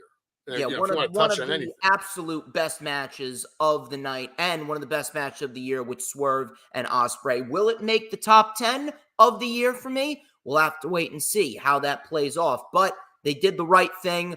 What did I tell you about Swerve? I did text you about it. Swerve was always going to win. And Will Ospreay, it was reported that Will Ospreay personally elected to put over Swerve Strickland. That is the type of guy that I would want in my company. Will Ospreay is a selfless individual. He is going to be a big deal. He knows his time is coming, and he does not need to win the world title now. So what does he do? He puts over Swerve Strickland and helps solidify Swerve Strickland's title reign. That is what you call a true professional. And you got to give your props to Will Ospreay there. Swerve, he wins the match. As far as the IWGP World Title match, man, I don't know what's going on, but man, there was no way that they were going to follow the last two matches. The ladder match and then Mercedes and Vakor, no way. No, to me, once Orange Cassidy the match happened, I was like, damn, it was like this match of the night. The only match that it came close to it after was maybe the ladder match, but Will Ospreay and then Swerve stole the show. Definitely match of the night on that one. No doubt about it. And Swerve Strickland, man, he's killing it as AEW World Champion right now. And it's hell of a run. I'm very happy he won. I love Swerve. I have no problem with Swerve being the champ. I told you what my gripe with him is. I just want to see Nana just talk a little more. Other than that, Swerve's still good at promos, man. He's been cutting. Listen, he's great, but so is Nana. Nana should talk a little bit too. Listen, the bottom line is Swerve is so goddamn good in the ring, though, that to me it's like he don't really need to talk a lot because his wrestling ability is so next level, so innovative, so fluid, and just good on the eyes.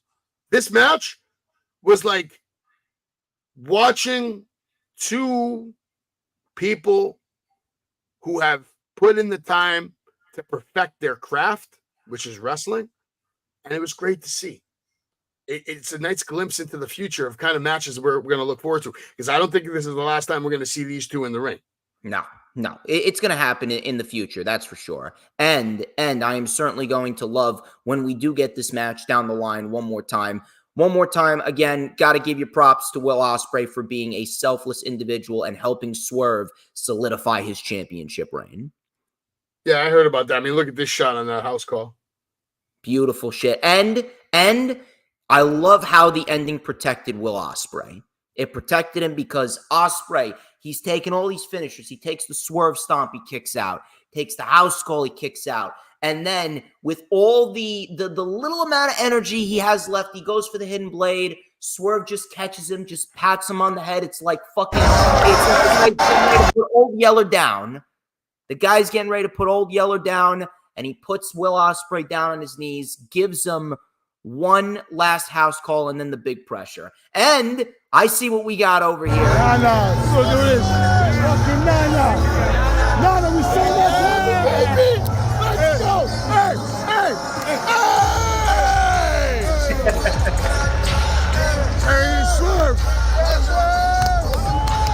see you, brother. Swerve. Yes, sir. Love you, bro. Had to make sure I had to get the shot of the pound to make sure everybody understood that the first person he acknowledged after winning, well, that match was me, Savage. There you go. I was very happy. Out there vibing, man. Oh, yeah. I that's why I love Nana. That's why I defend Nana. I'll call Nana right now. Me and Nana are like this, brother. And that's why I just want to see him talk a little more because I know how good he is. He's really good. He can give promos like a Paul Heyman at this point because he's been doing this a long time. I don't think people realize how long Nana's been in the wrestling business. It's over 20 years now. Oh, absolutely. Absolutely. You know, and he's a he pro. got some good AEW shows to follow up for Bindor as we build towards Blood and Guts and All In. Lots of good shit. You had Dynamite, right? Dynamite was great. The ending was great on Dynamite. There's a little preview of everything we were going to see on Dynamite. The CEO, Mercedes Moné, was going to have her little victory roast. I'll get into that later. I guess when the slide is on there, I got something to say. Bryan Danielson, though, Hangman Adam Page. And I want to talk about this match because this match was very, very satisfying. I enjoyed this match. It should have been the main event. I thought it was going to be the main event. I'm okay that what was the main event was. I understand now why they did that way. But wow, what maybe the best opening match I've seen on Dynamite in a very long time. Oh, like, absolutely. What a match. Absolutely. The only gripe is I would have given it to Hangman. That is the only gripe. No, now, you can't though. You can't. Listen, Hangman's already been the champ. Because that's Hangman's. Listen, Hangman's already been the champ. This guy, Bryan Danielson. But he wasn't going to win it anyway. But listen, my man Bryan Danielson, when he finally made the move to AEW, it's arguable that he was the biggest star on the roster, period.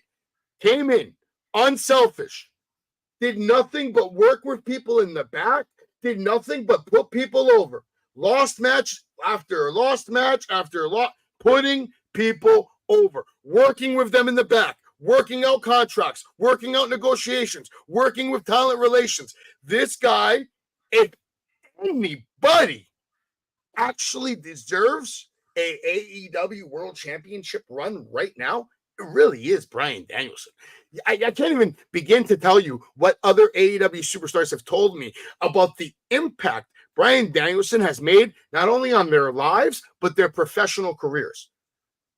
I understand what you're saying, but at the same point in time, Swerve is just doing such good shit right now to a point where it's not really necessary to take the title off him. And the match with Hangman, it would have been a full circle moment. Now, granted, they could still do that after All In, and I hope that Swerve retains, and we can get Hangman versus Bryan, or versus not Danielson, Swerve versus Hangman after All In. However, there is a little X factor that we need to mention. The X factor that we need to mention is the fact that Hangman, he went straight to the Elite, and he says that he will be in Blood and Guts. Do we see Hangman win Blood and Guts for the Elite, thus giving the Elite the ability to grant Hangman access into the world title match at All In? I don't know, but that is still something that they can do. I would have gone with Hangman, but I am willing to give this a bit more of a chance because of one thing. What we have here is a little bit of unpredictability because there is multiple routes that they can go. And in that sense, they'll keep you guessing, and whichever route they decide to go, it is going to be a very good route, a very good build, and ultimately we're going to get one hell of a main event for All In, whether it's just Swerve and Danielson or whether it's a triple threat match. So I'm willing to give it a bit more of a chance. Okay, we're watching TNA right now. We're about to see JDC taking on Chris Bay with Ace Austin by his side. And to answer your question, Nana didn't help with nothing. Savage had floor seats from beforehand. And, just a good natural moment there. Maybe we'll join your podcast. DJ, don't let anybody in the chat get to you, man. Stand up for yourself. Don't let any of these scumbags tell you anything other than the fact that you're the man. Willow Nightingale versus Mariah May. This was the main event of Dynamite. We'll give you the results a little earlier. We'll get to the discussion of this as we get through the slideshow. Mariah May picking up the win there. Pac and Ishii picking up the win in their tag team match, putting down Kyle Fletcher. No, it was a fatal four-way. Pac got the win. Fatal four-way. Oh, this was honestly, I wasn't even paying attention. I think I was on the phone with Marty Jannetty during this shit. I was wondering what the fuck a global glory. Have you ever heard of that? global. Because they're all international individuals. You got Claudio what from that is? Switzerland. You got Claudio from Switzerland. You got Kyle Fletcher from Australia. You got Pac from England, and you got Tomohiro Ishii from Japan. Listen, I thank you tremendously for putting the clarification on there, because me and Jay were like, what the fuck is this match even mean? I was like, are they and the number one winner contenders? gets an international title match. Okay, so that's what it is. Okay, understood. So we're going to have Pac versus Zack Sabre is what you're saying. No. Pac, it's an international title match. Will Ospreay right now is the international champion. Oh, that's right. It's either who wins next week's match between Ospreay and MJF. Wow. Okay. I think we're going to returns. This was good. We heard from Will Ospreay. He was interrupted by MJF. Chris Jericho defeated Samoa Joe by putting him through a piece of drywall. This Owen Hart shirt for sale now on shopaew.com. A little preview of what's to come on Collision. I'm actually looking forward to this match. I'm actually going to watch this match. I'm a fan of Tommy Billington and, of course, Takeshita. Also, Ring of Honor is going to have Death Before Dishonor and All Out Saturday, September 7th? Yeah. Yep. Here's the shots of Will Ospreay to kick off the show. I don't have any shots of MJF, but MJF interrupted him, and I thought put a masterclass on him, basically. I'll say this, and I'll say the same thing I said on my show the other day. Will Ospreay might have all the talent in the world when it comes to professional wrestling, in the ring, on the top ropes, running the ropes, on the apron, all that. Star, $1 million. But he is still light years behind MJF when it comes to, I think, overall ring wrestling general psychology. Like, MJF is so goddamn, like, if we're going to talk about promos, it's MJF. But I mean, come on, dude. Promos and everything else, like the outside, the social media, the way he kayfabes. You know what I mean? Like, he plays his role, dude. He takes it much more serious. And no disrespect to Will Ospreay. I get it.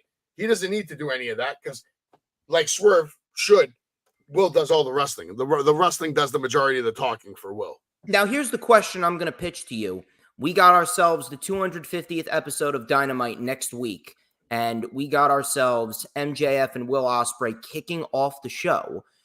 How is this going to play out? Do we see MJF win? Is it going to be a time limit draw? Or do we see Daniel Garcia reemerge and Daniel Garcia costs MJF, thus resulting in Danny versus MJF at All In, and then Pac gets Will Ospreay?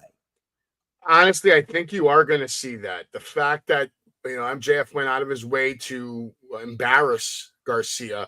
Garcia can't let that lie, or it's going to just make him look like a bitch. He has to have an answer to what MJF did to him. We haven't seen it yet. We haven't heard from him yet. And I don't think we are going to hear from him. I think we're just going to see from him. And we're going to see a lot of revenge action. He's going to definitely cost MJF this match. But maybe not. I don't know. I would love to see this match just play out because, goddamn, who wouldn't? Who wouldn't want to see this match play out?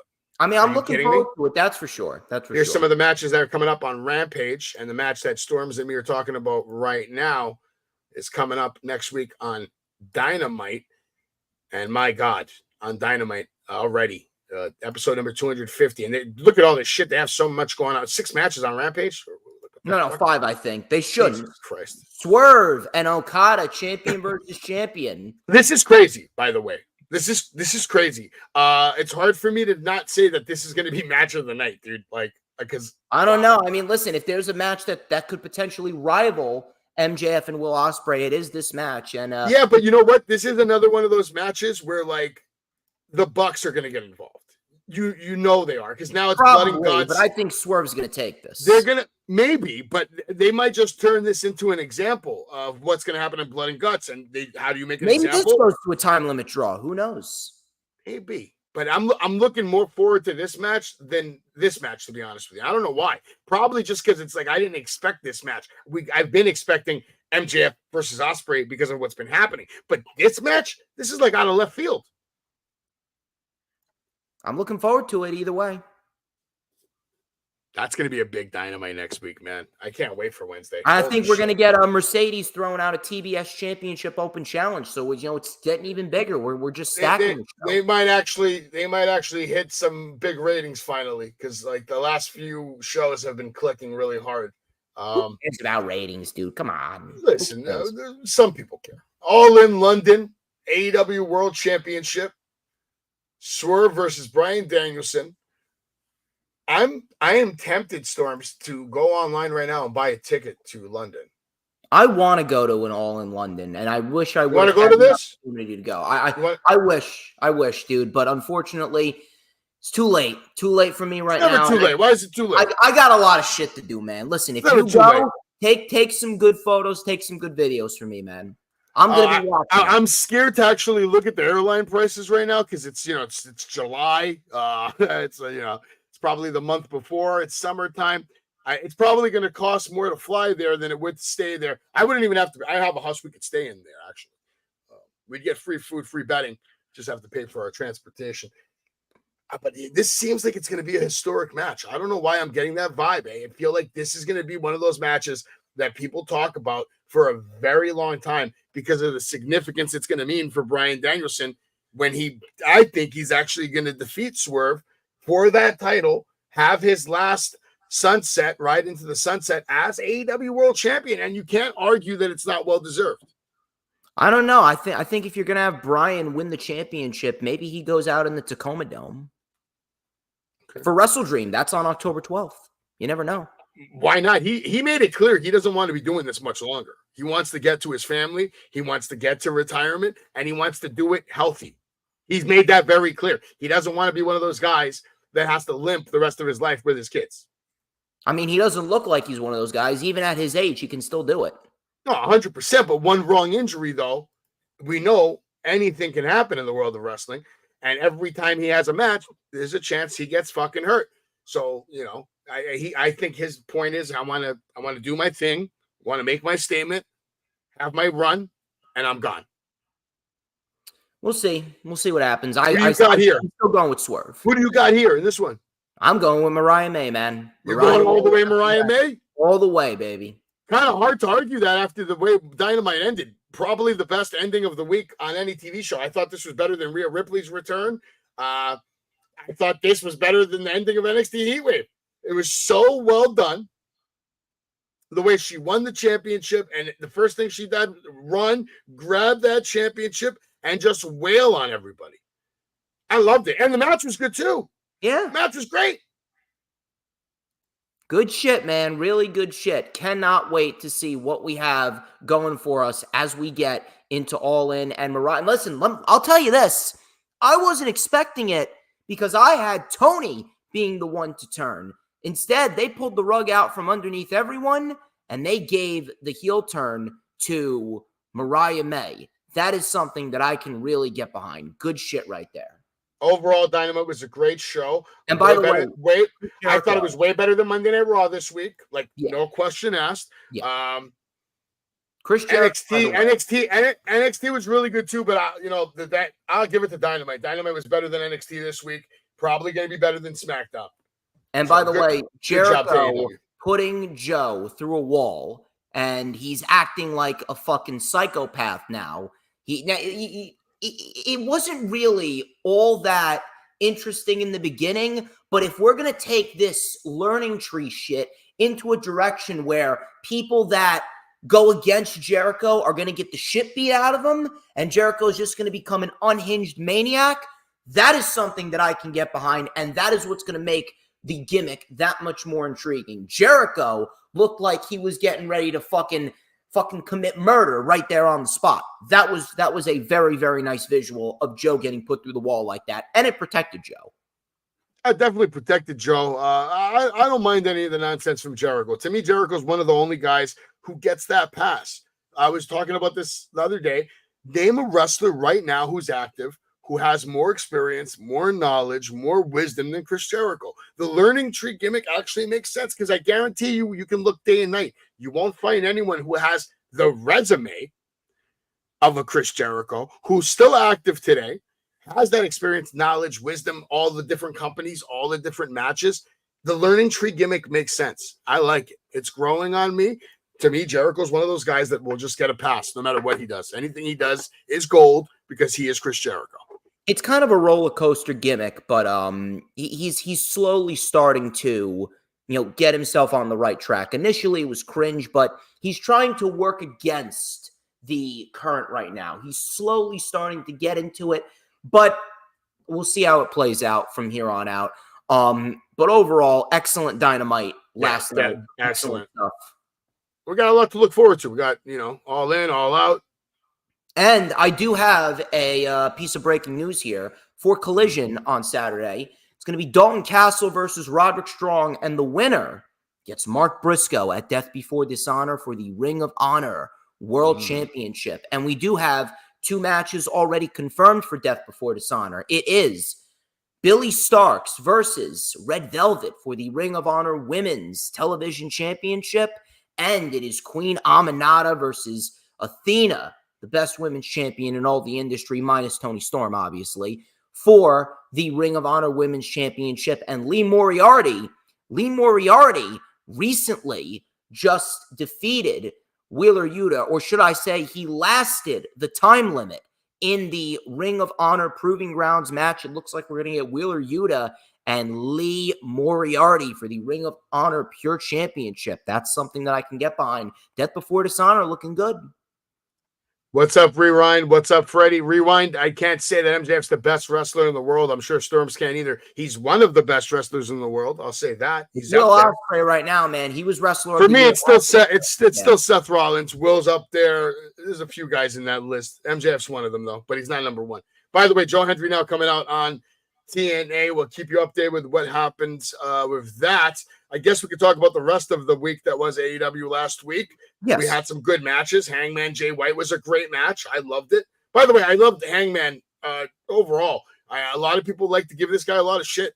I think he's a stud. He's somebody, when I see him, Storms, he reminds me of like the quintessential WCW badass. Like just a hard-hitting, ready to fight at any given moment. I love him. I love Hangman. I think he's great, man. He'll be world champion again, by the way, Storms. For him.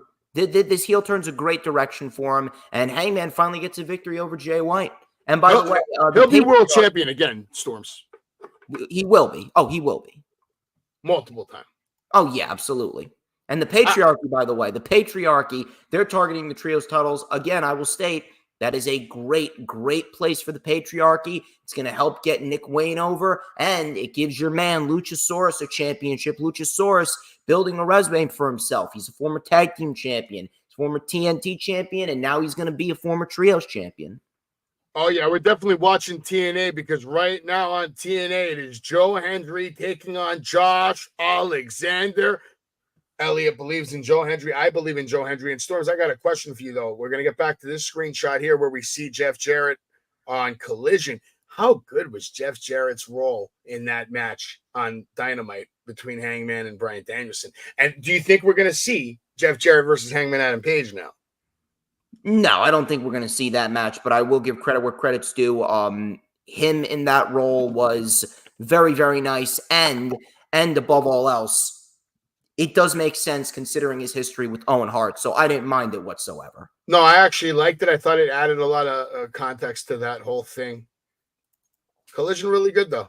Collision was good. I wouldn't say it was a great show. I would say it was more of a... I was surprised to hear about this. I didn't watch it until this match happened, and then I went back to the DVR, and I watched the whole thing because I was like, why would Marco stunt?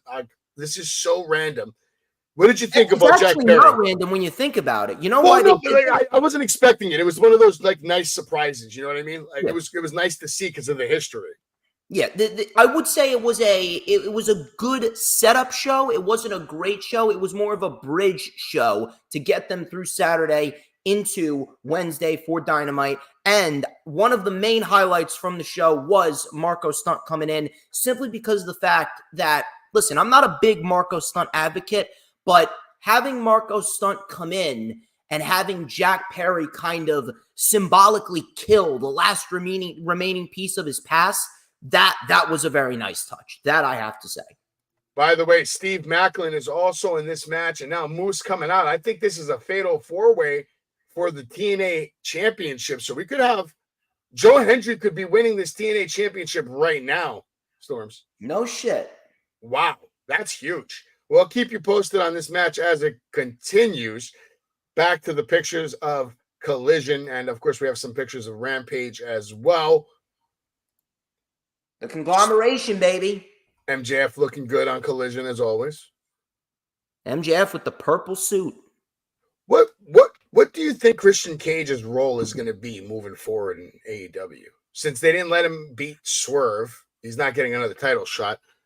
What's the plan here? To help get the new talent over, and that's exactly why they're going for the trios titles, because now his motto is to help the patriarchy and help Luchasaurus, help Nick Wayne, and distribute his credibility to them. And on which top of these two guys do you see having more success in the near future? Nick Wayne or Killswitch? I mean, it all depends. It all depends on who gets hotter faster. If you had to pencil, who are you booking as the next guy out of those two? If you had, I'd probably say Killswitch, because there's a big story there with the mistreatment of Killswitch by Christian Cage, how he constantly favors Nick Wayne. So you could have an MJF Wardlow moment right there. Yeah. And also on Collision, this was a great match. If you missed it, go back and watch it. Hangman Adam Page defeating Jay White. Riho defeating Lady Frost. Good match. Claudio defeated who? The Beast Mortos. He looks cool as shit. Who is this guy? I think I've seen him before. Black Toros from AAA, and now he's in AEW, and he put on a damn good match with Claudio. I think we need to get Claudio into a championship title scene, and I got the perfect guy to do that. I think we need to get ourselves Claudio and Okada for the Continental Crown. Right now, live on TNA, Joe Hendry has said, we're not going to have a match without Joe Hendry having a little something to say on the microphone. He's putting over everybody in the ring, and I think Joe Hendry's about to get his ass kicked by all three of these guys right now. We'll keep you posted. We also had Jack Perry in action. He defeated Marco Stunt. We had Timeless Tony Storm defeating Trish Adora. Solid match right there. You got to love Tony Storm. Always. Mark Briscoe, Orange Cassidy, Kyle O'Reilly picking up the win against the Iron Savages. Conglomeration. MJF kicked off. This was a good. I like him talking shit to Garcia. But again, we haven't seen the response from Garcia, which makes you believe that we're going to see him screw MJF next week. Here's the shots from Spring Break, or what is it? Beach Break Rampage? Beach Break. Yeah, Beach Break Rampage. And I got to say, that I think someone was listening to me. I said that you need to pace Rampage better. And guess what? They took out one match. We had great wrestling. We had some decent promos. And we got ourselves Will Ospreay's replacement in the Don Callis family. And his name is El Toro Blanco Rush. I don't know about you, but could we be seeing Will Ospreay and Rush for the International Championship at some point after All In? I do believe so. And we got ourselves a good match with Mariah May and Hikaru Shida. And we also got ourselves a very good tag team match with Kyle Fletcher, Konosuke Takeshita, and Private Party. And if they really want to push the Don Callis family in the tag team division, they can absolutely do that. Fletcher and Takeshita matched up very well, and I really do hope that they start pushing the tag team division a bit more on AEW TV. And, of course, Rush is fucking fantastic. He beats Commander. Yeah, Rush to me is on that small list of guys that I would like to see as a future world champion. Hopefully we see it. Rampage was very good this week, just like Storm said, mostly because, we had just a small amount of matches. When they have 5-6 matches, it's like, what the fuck? Exactly. You can't even breathe. Show well. That's all you got to do. Now, listen, again, it wasn't the best show ever, but it was decent enough. It gave us some substance. There you go. All right. It's that time of the show. It's that time of the show. The latest.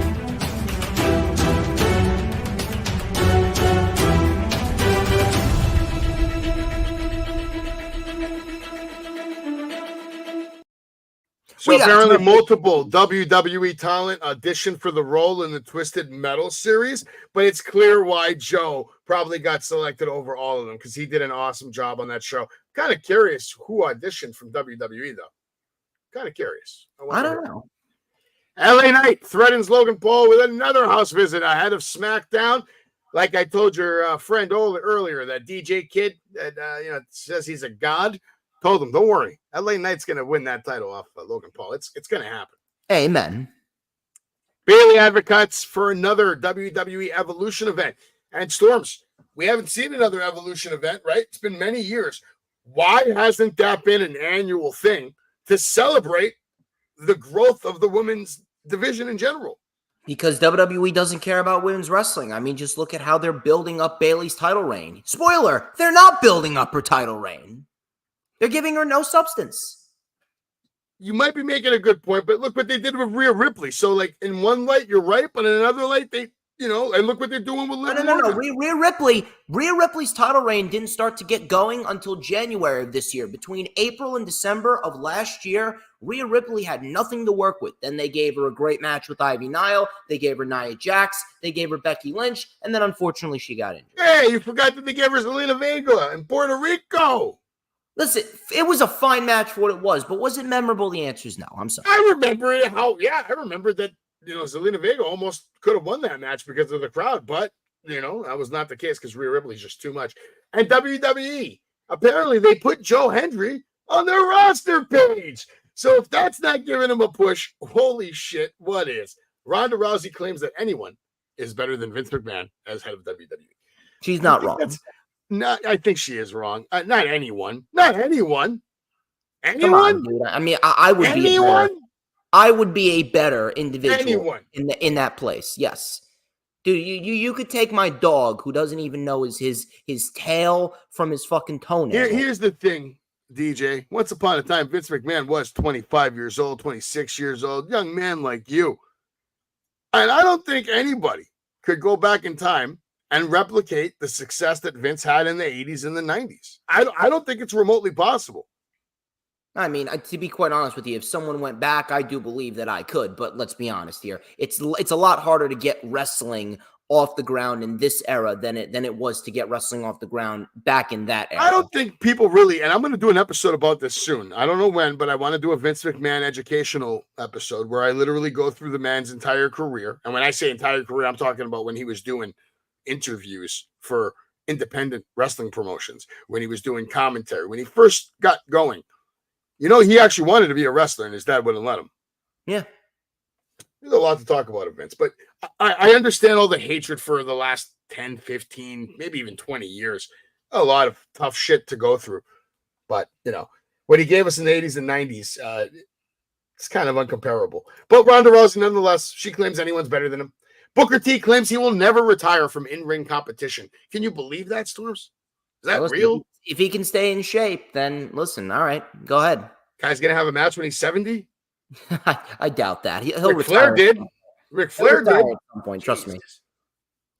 Stephanie McCourt pulls out from indie event after the WWE signing. She could have handled that a lot better. A lot of people are talking a lot of shit saying that, she blew off tons of obligations because let's be honest, it's not easy to run a wrestling company, especially when you don't have the payroll that Vince or Tony Khan has.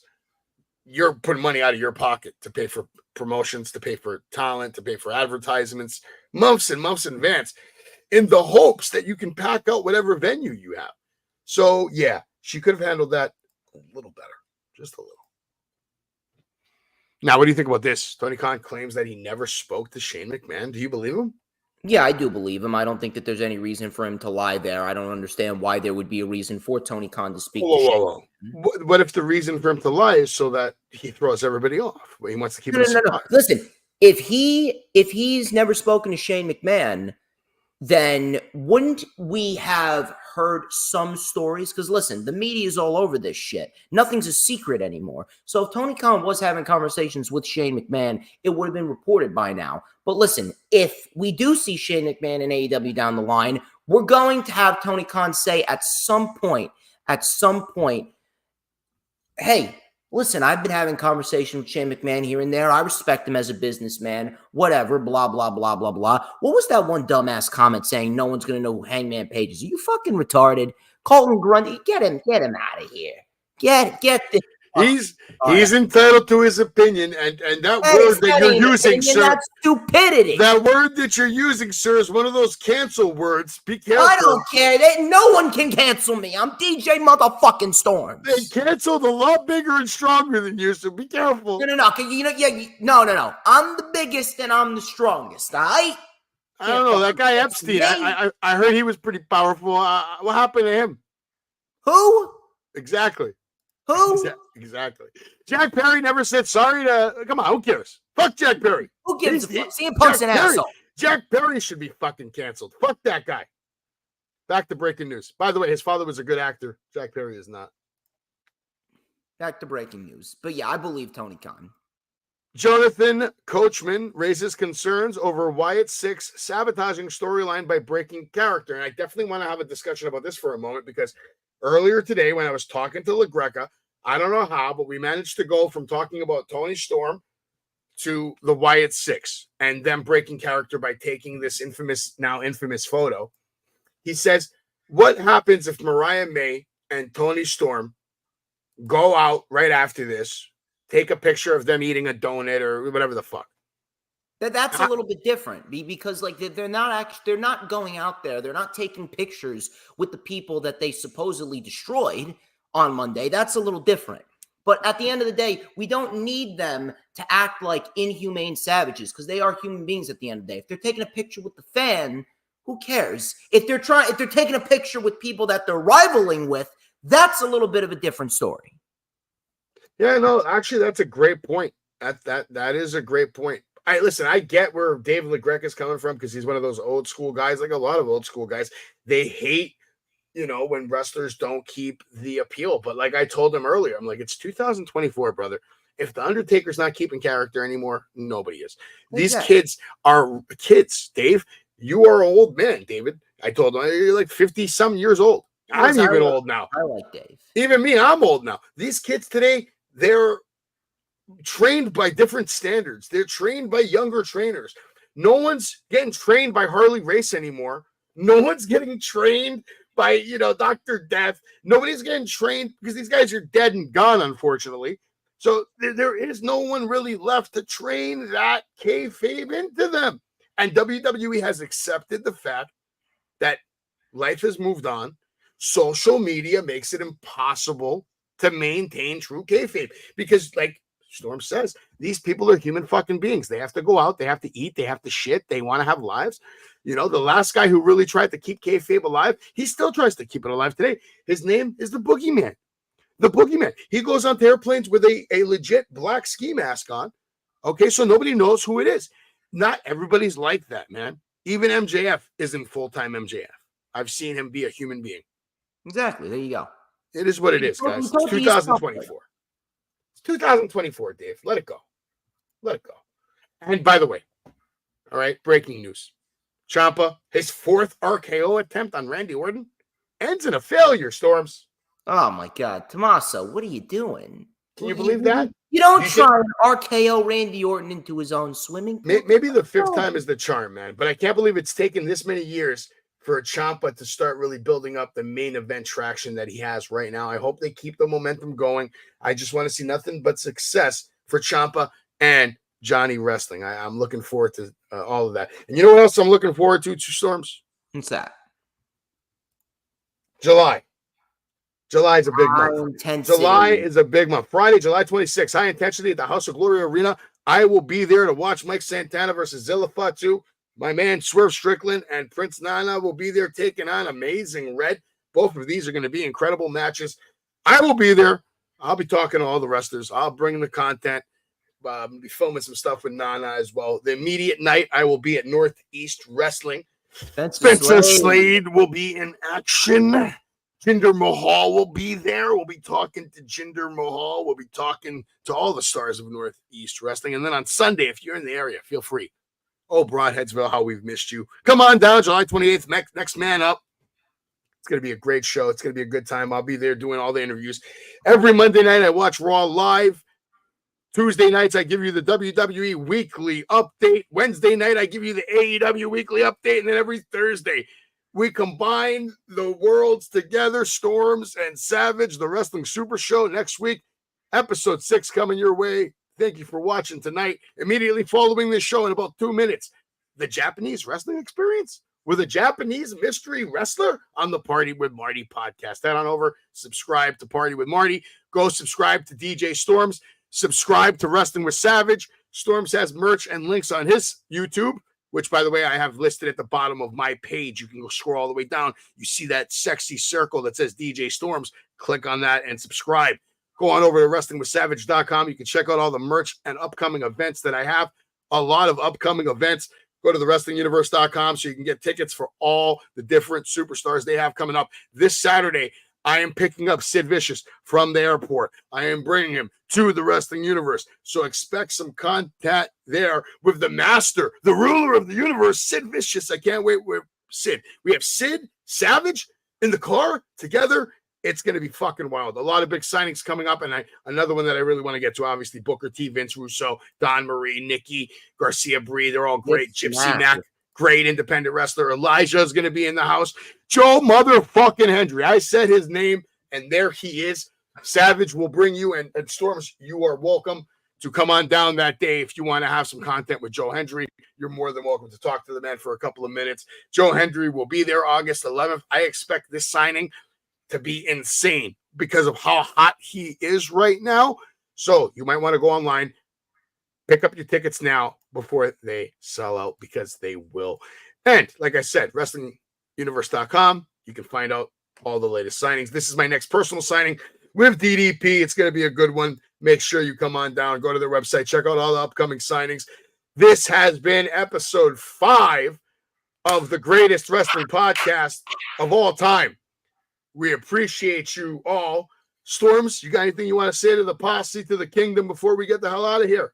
I do. You already know the drill. Follow me on all platforms, social media, on X and Instagram at HistoryMakerDJS. Add me on Facebook as well. Check me out on YouTube, DJ Storms. Check me out on Rumble, DJ Storms. You already know the drill. Like, comment, and subscribe. Get in your super chats, super stickers, super thanks. Become a member of the channel. Get your wristbands, t-shirts, and DJ Storms combs. And just like me, you could be good. You could be scrumptious and tasty. As per usual, Mr. Greek Savage, I greatly appreciate you having me on the channel and combining our forces to form the greatest professional wrestling weekly analytical show that we have ever fucking seen. Got a shake. Oh, there you go. Mega powers.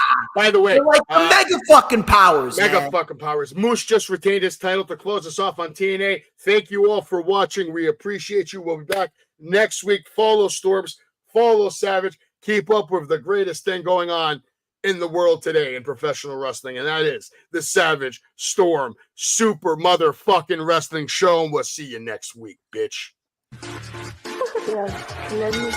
Pedigree, 1, 2, 3, project you live as a champ. A last ride straight to hell, a tombstone, a choke slam. Here to give it to you raw. This is Wrestling with Savage. Smackdown, hold the title. This is Wrestling with Savage. What?